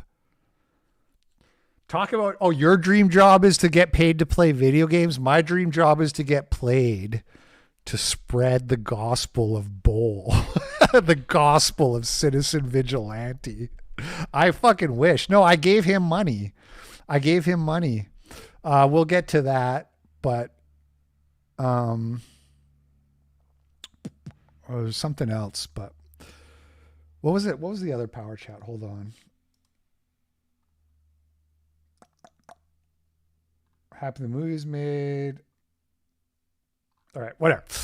Never mind. Okay, so I was gonna show so spoiler, but the whole thing is on X. The madman Boll posted the whole fucking movie on the Citizen Vigilante account. The whole 90 minutes is right here, and I want to show you the very start of the movie. Okay, actually, we should watch the whole opening scene so you can really see what I'm talking about. Because this is like the scene that I have the most to say about and why it's important. I should do a whole reaction to the whole movie. We should go through the whole thing. Dude, don't tempt me. I love this movie. You don't think I'll do it? I'll do a fucking 4-hour stream where I go through scene by scene. There is some nudity that wouldn't be appropriate for YouTube, unfortunately, but if you're wondering where you are, the answer is Europe. All of Europe, the whole place. That's where we are right now. We are in all of Europe. That's fucking brilliant, man. Because it's true, it's everywhere. It's everywhere in Europe. Just genius right out the gate. When sent $3 on Power Chat. I don't have time. The whole movie. I do not have time. I'll pause it there because you get the idea. That's mostly what I wanted to show you guys.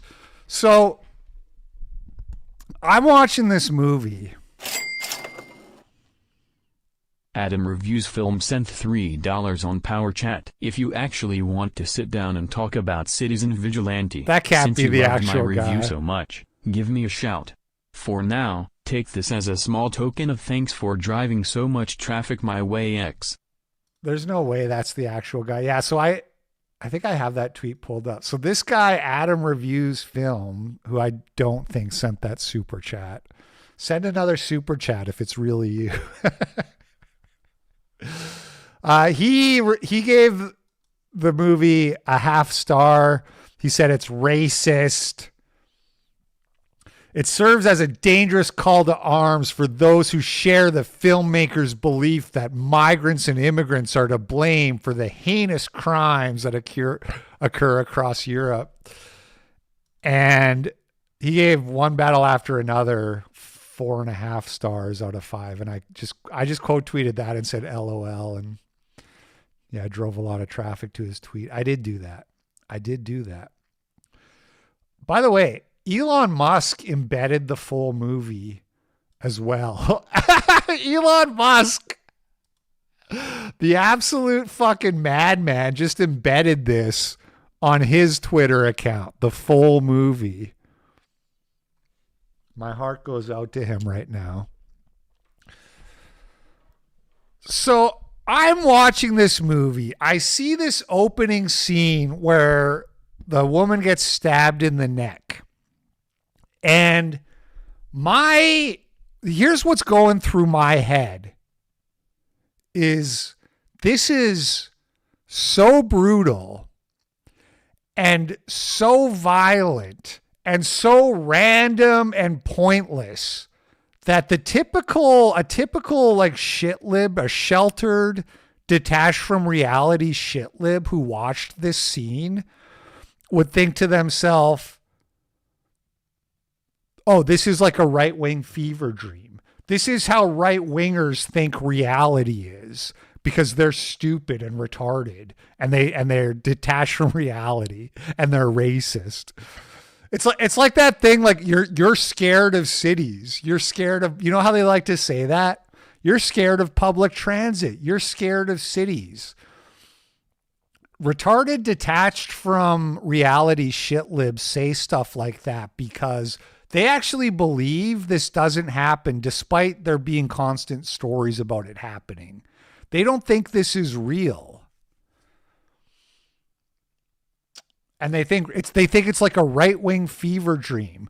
So that's what I was thinking right off the bat was like, if you showed this to a sheltered liberal. Adam Reviews Film sent $3 on Power Chat. LP, I swear to God you better hook up for this movie review or I will grape you with the fury of 1,000 brown migrants and steal your Jewish wife. Maybe it is him. Thank you. So they would watch that and they would think, oh, this is unrealistic, even though that's like exactly what happens, to the point where it's a pattern. There is a pattern of these random stabbings, just brutal, pointless, random attacks. And if there's enough things like that happening to form a pattern, there's enough for you to be concerned about it and to want to do something about it. Meanwhile, all other movies that you can watch are detached from reality and show you things that are actual liberal fever dreams that aren't real.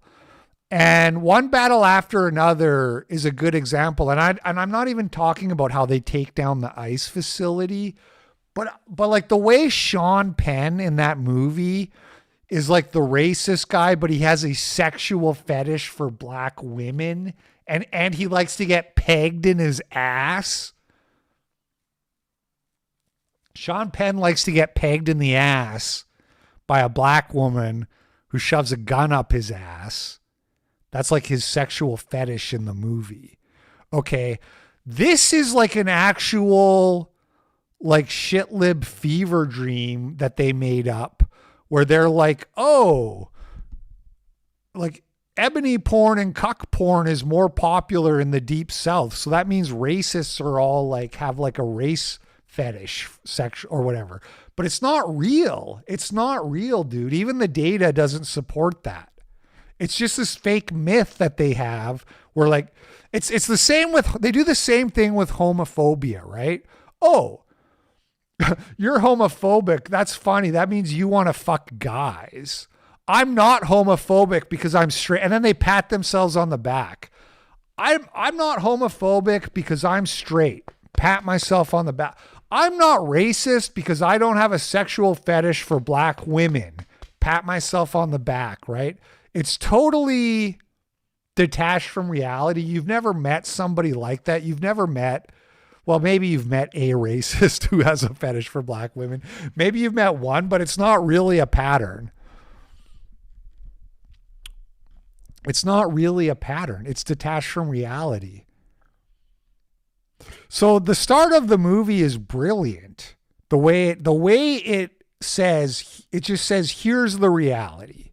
Here's life for these victims who the movie is dedicated to. It's dedicated to the victims of these Muslim rape gangs and terror attacks. It's like the only way I could love this movie more than I do would be if I had been raped by a Muslim.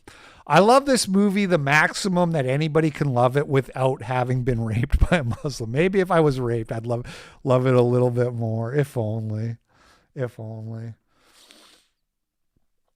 Now, I'm not going to go through the whole plot and all that, but a little bit later into the movie, our guy, Army Hammer, Adam Reviews Film sent $3 on Power Chat. First dono was actually me. I'll be there for your call-in on Saturday. Think it'll be a fun one.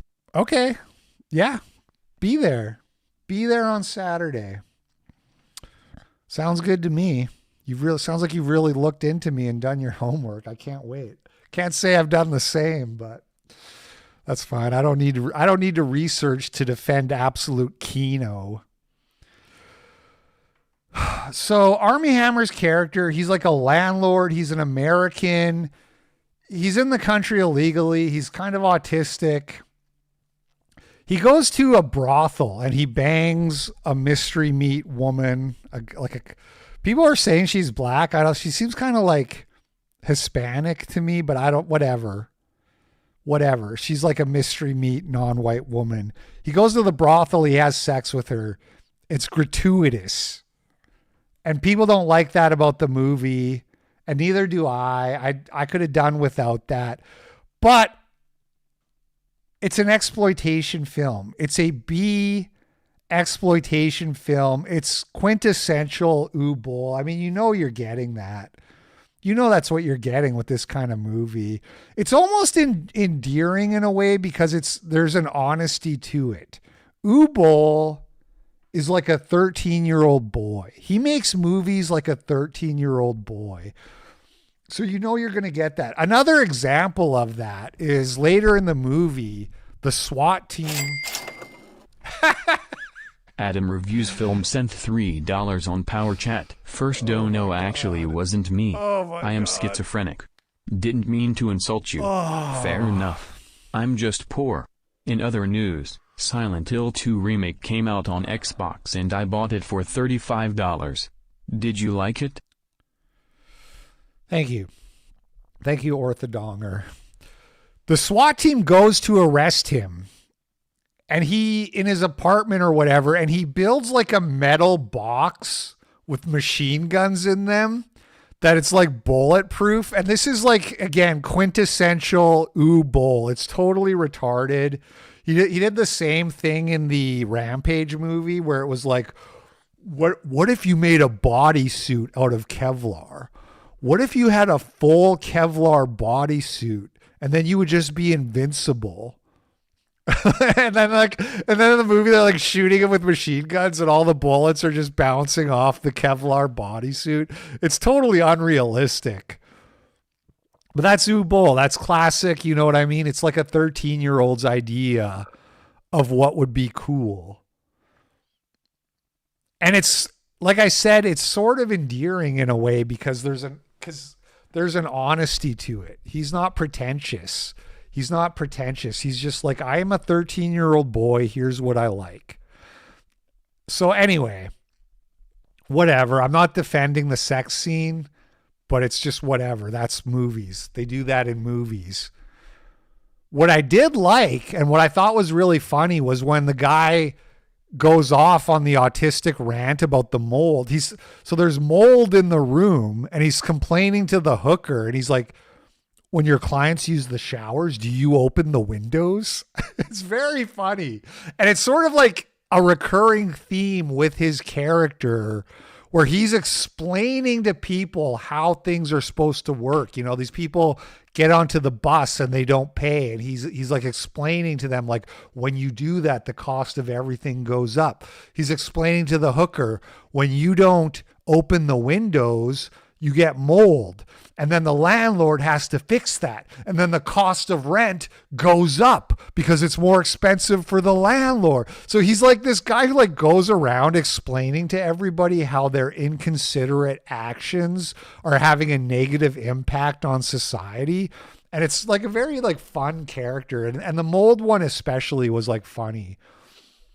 When I was in high school, we started filming a movie with this guy who liked to make movies. And I was going to play a character who was like a sociopath like that. And to introduce the character, we filmed this in the mall bathroom. It was me and a friend we had playing another guy. We were like peeing at the urinals. And then I go to wash my hands and the other guy like just goes to leave the bathroom.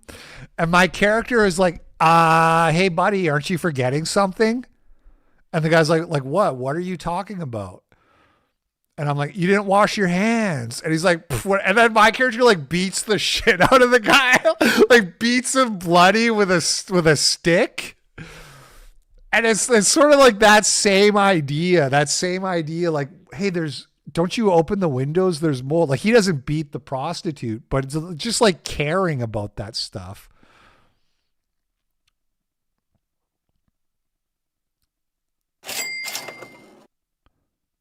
Adam Reviews Film sent $5 on Power Chat. On second though, I've decided to no longer review movies. I will no longer be calling in on Saturday. Please forget I ever said anything and remove any trace of our contact. I have met a blonde Jewish woman, my unicorn. We are returning to the land. All right, man. Okay. Anyway, I don't have much more to say. I love it. You know what I do? Actually, that's wrong. I do have something to say.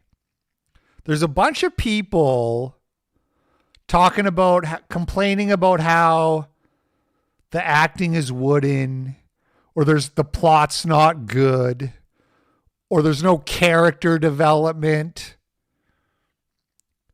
You sound like a whiny fag. Tristan Chase sent $20 on Power Chat. It's like how they've created a trope of the racist speech by a far-right leader who is lying to the stupid working class. In reality, it's just a list of basic facts libs chose to ignore. How well did this age from 2005? Oh, is this the Sorry, I don't know about that guy. The guy who made This Is England is not Jewish. I don't think that guy's Jewish either. Army Hammer is half Jewish.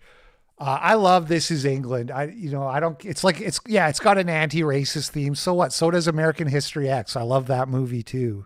I love Swing Kids. Just because a movie has like an anti-racist theme, like every other fucking movie that exists, doesn't mean it's like not a good movie. There's a lot that goes into it.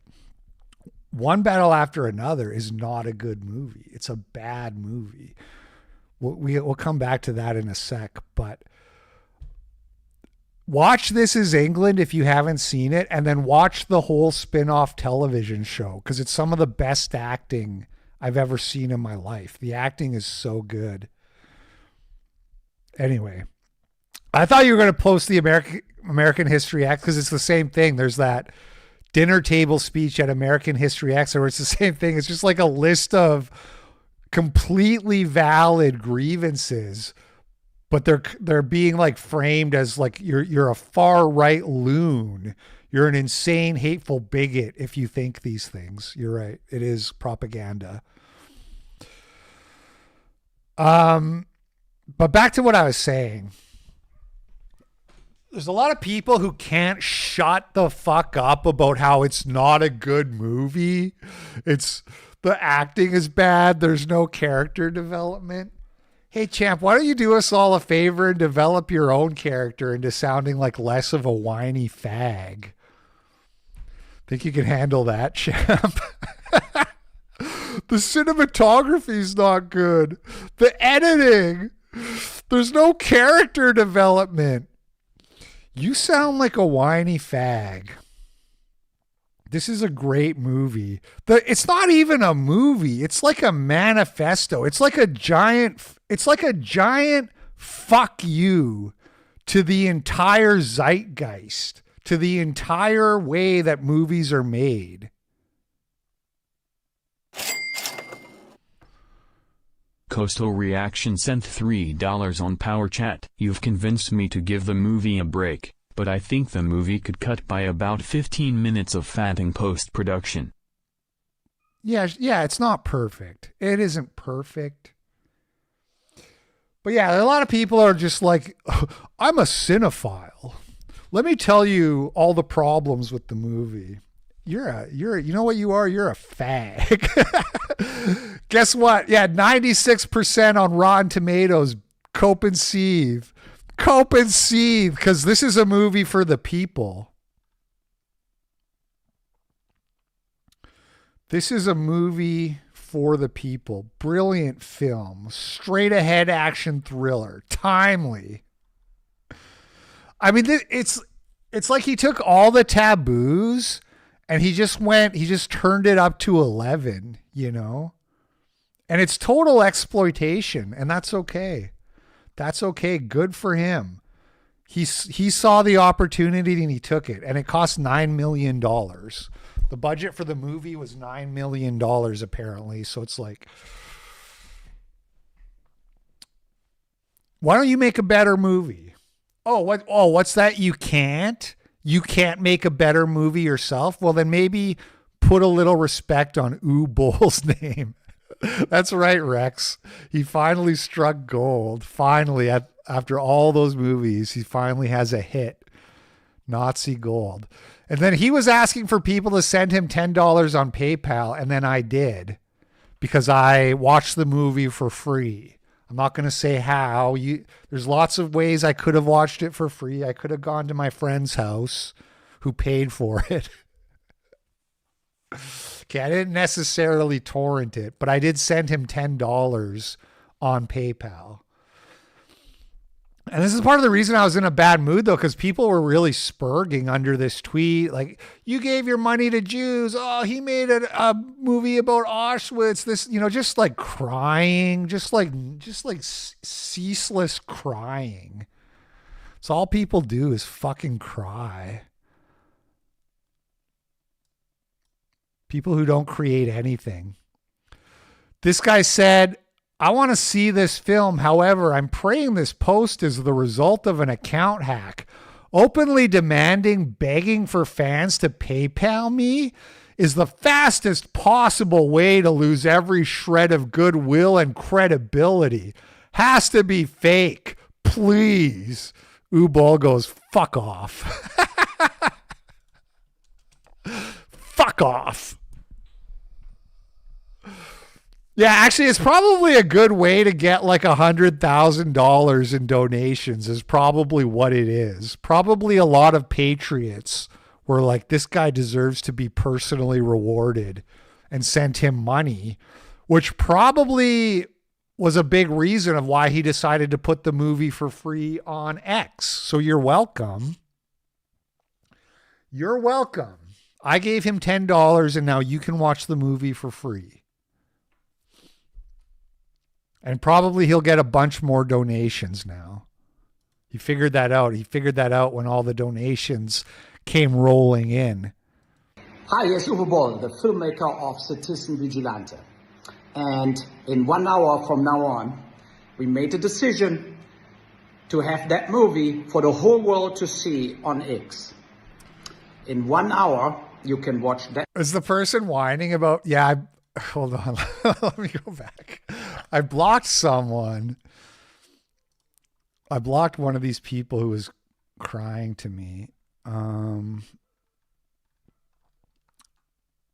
This one right here. So let's see. Okay, so I have to unblock them so we can look. Right. So I gave the guy $10. I said, I'm a patron of the arts. This person says, don't give Jews money, goy. WN sent $5 on Power Chat. I'd call Rampage his first hit, personally. CV is his best yet, though, by far. Yeah, I liked Rampage. I've said that, and Rampage was also an exploitation film. He's exploiting the zeitgeist. He was exploiting the zeitgeist of mass shooters when that was still like a new thing, and now he's doing migrant crime. And both of those movies are fun to watch. I'm like looking at his whole catalog now. I'm like, shit, there's some of these other movies I want to watch. I've never seen Postal, so I'm going to watch that. I've never seen Alone in the Dark with Christian Slater. I'm sure it's shit, but I'm going to watch it anyways. I don't mind the odd shit film. There's 2 Rampage sequels. I probably won't watch those, but I'm looking at Postal and I'm looking at Alone in the Dark with Christian Slater. Anyway, this guy says, don't give Jews money, goy. The take their shit approach doesn't mean letting parasitic vermin leech more silver. I don't even know what he's talking about. I said, he's a German, you dipshit. The guy's a German. And then he says, you're handing Loxists money, so goalpost shift. Now it's Loxists. But I'm the dipshit. I'm getting rid of your stupid crap from my YouTube subs and recommendations.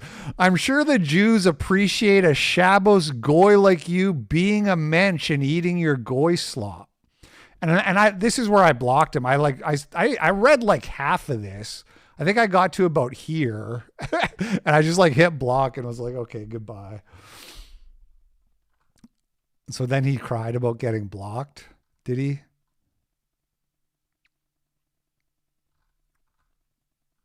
Where did that happen?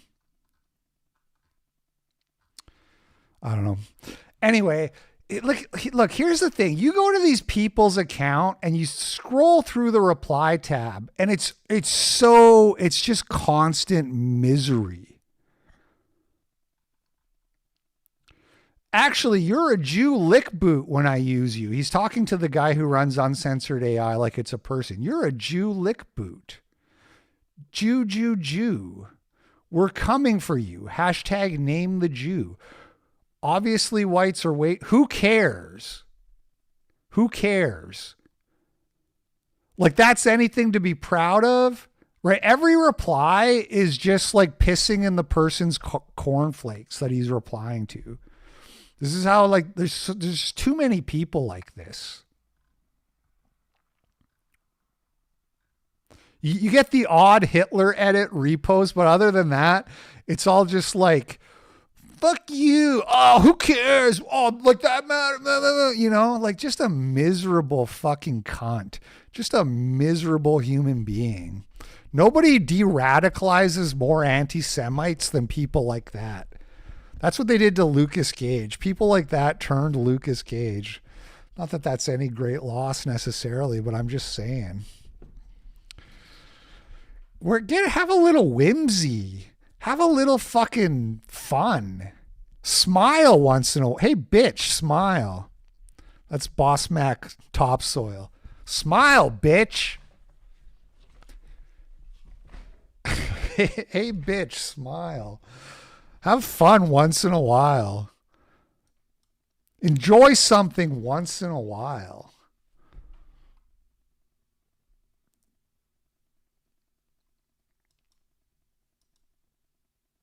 So this I talked about, but a lot of people were like triggered and are like arguing with me about how One Battle After Another is like a really good movie. And it's like, no, it's actual, like, this is what I mean by leftist fever dream. Pregnant black revolutionary shooting her machine gun at the ICE facility.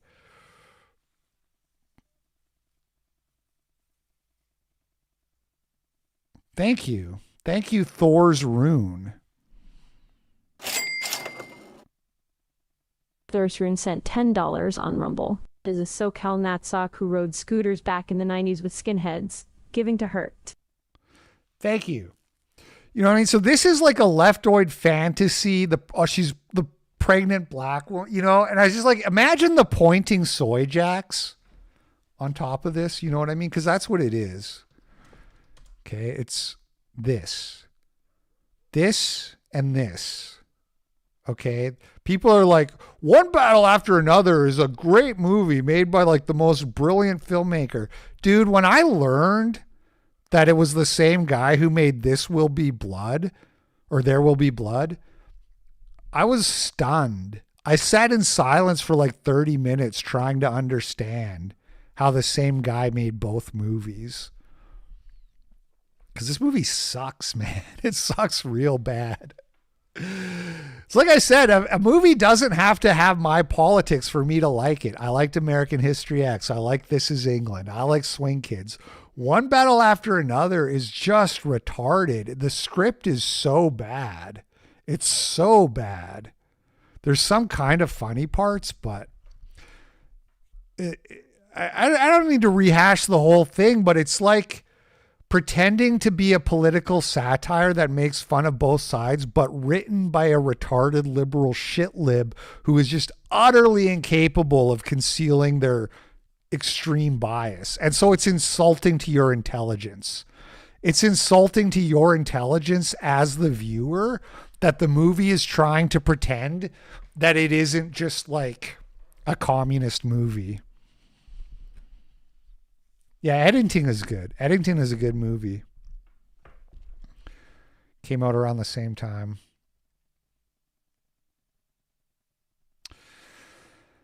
Anyway, that's going to be it for me today. Speaking of leftists being detached from reality, this is another example. I have said it once and I will say it again and I will say it every single time. You put a black person in absolutely any field and absolutely anything, they will dominate. Every time. Black people are just superior. It is also my theory. See, detached from reality through the Hollywood propaganda and brainwashing. And it's not just that like Hollywood brainwashes people, but they really believe that like what you put manifests. So they really believe that if they just keep making the scientist character, right? Smartest woman in The Boys, smartest human alive, make it a black woman. Like they believe that if they do that, that it'll like manifest into reality. And that's obviously not true, but it shows you why they would hate a movie like Citizen Vigilante so much. And we watched, Allison and I watched this HBO show called The Outsider, which is a Stephen King show. And I've read that book. And there's a character who in the book is like an old white woman who's like autistic and a really good investigator. And they made her black in the TV show. And she's like the smartest character in the show again. And it's like annoying. It's this thing they do over and over in TV. So you get one movie that shows reality how it is. Like, yeah, the vigilante part is like a fantasy. Him being in a metal box killing a SWAT team is like a retard fantasy. But it's you're taking the actual reality of crime and being like, what if somebody fought back? And it's brilliant. I love the movie. 5 stars. Recommend you all watch it. You can watch it for free on X. It's on Elon Musk's account on his page. And that's it. That's my response. And like all the people complaining about how it's like a B movie. Sally M said $14.88 on Power Chat. Here's some support for you, LP. But it's for the good font. Thank you for another show to get me through my workday. Thank you, Sally M. All the people complaining about the B movie, it's like, you know what? Just enjoy things once in a while. Stop being such a snob. Don't be such a snob. That's my 2 cents. Can we be a little bit less miserable all the time? Can we just be a little bit less having to constantly complain about everything all the time? Is that possible? I don't know. Okay, kind of a rough show, kind of a mix of the Tuesday show and that, but we'll be back to our regularly scheduled broadcasting tomorrow. So thank you. Thank you for the massive support, everybody. Thank you for the, sticking with me through the bumpy patch here. And hopefully things get back to normal. You guys enjoy your day. I'll catch you on the flip side. Peace out.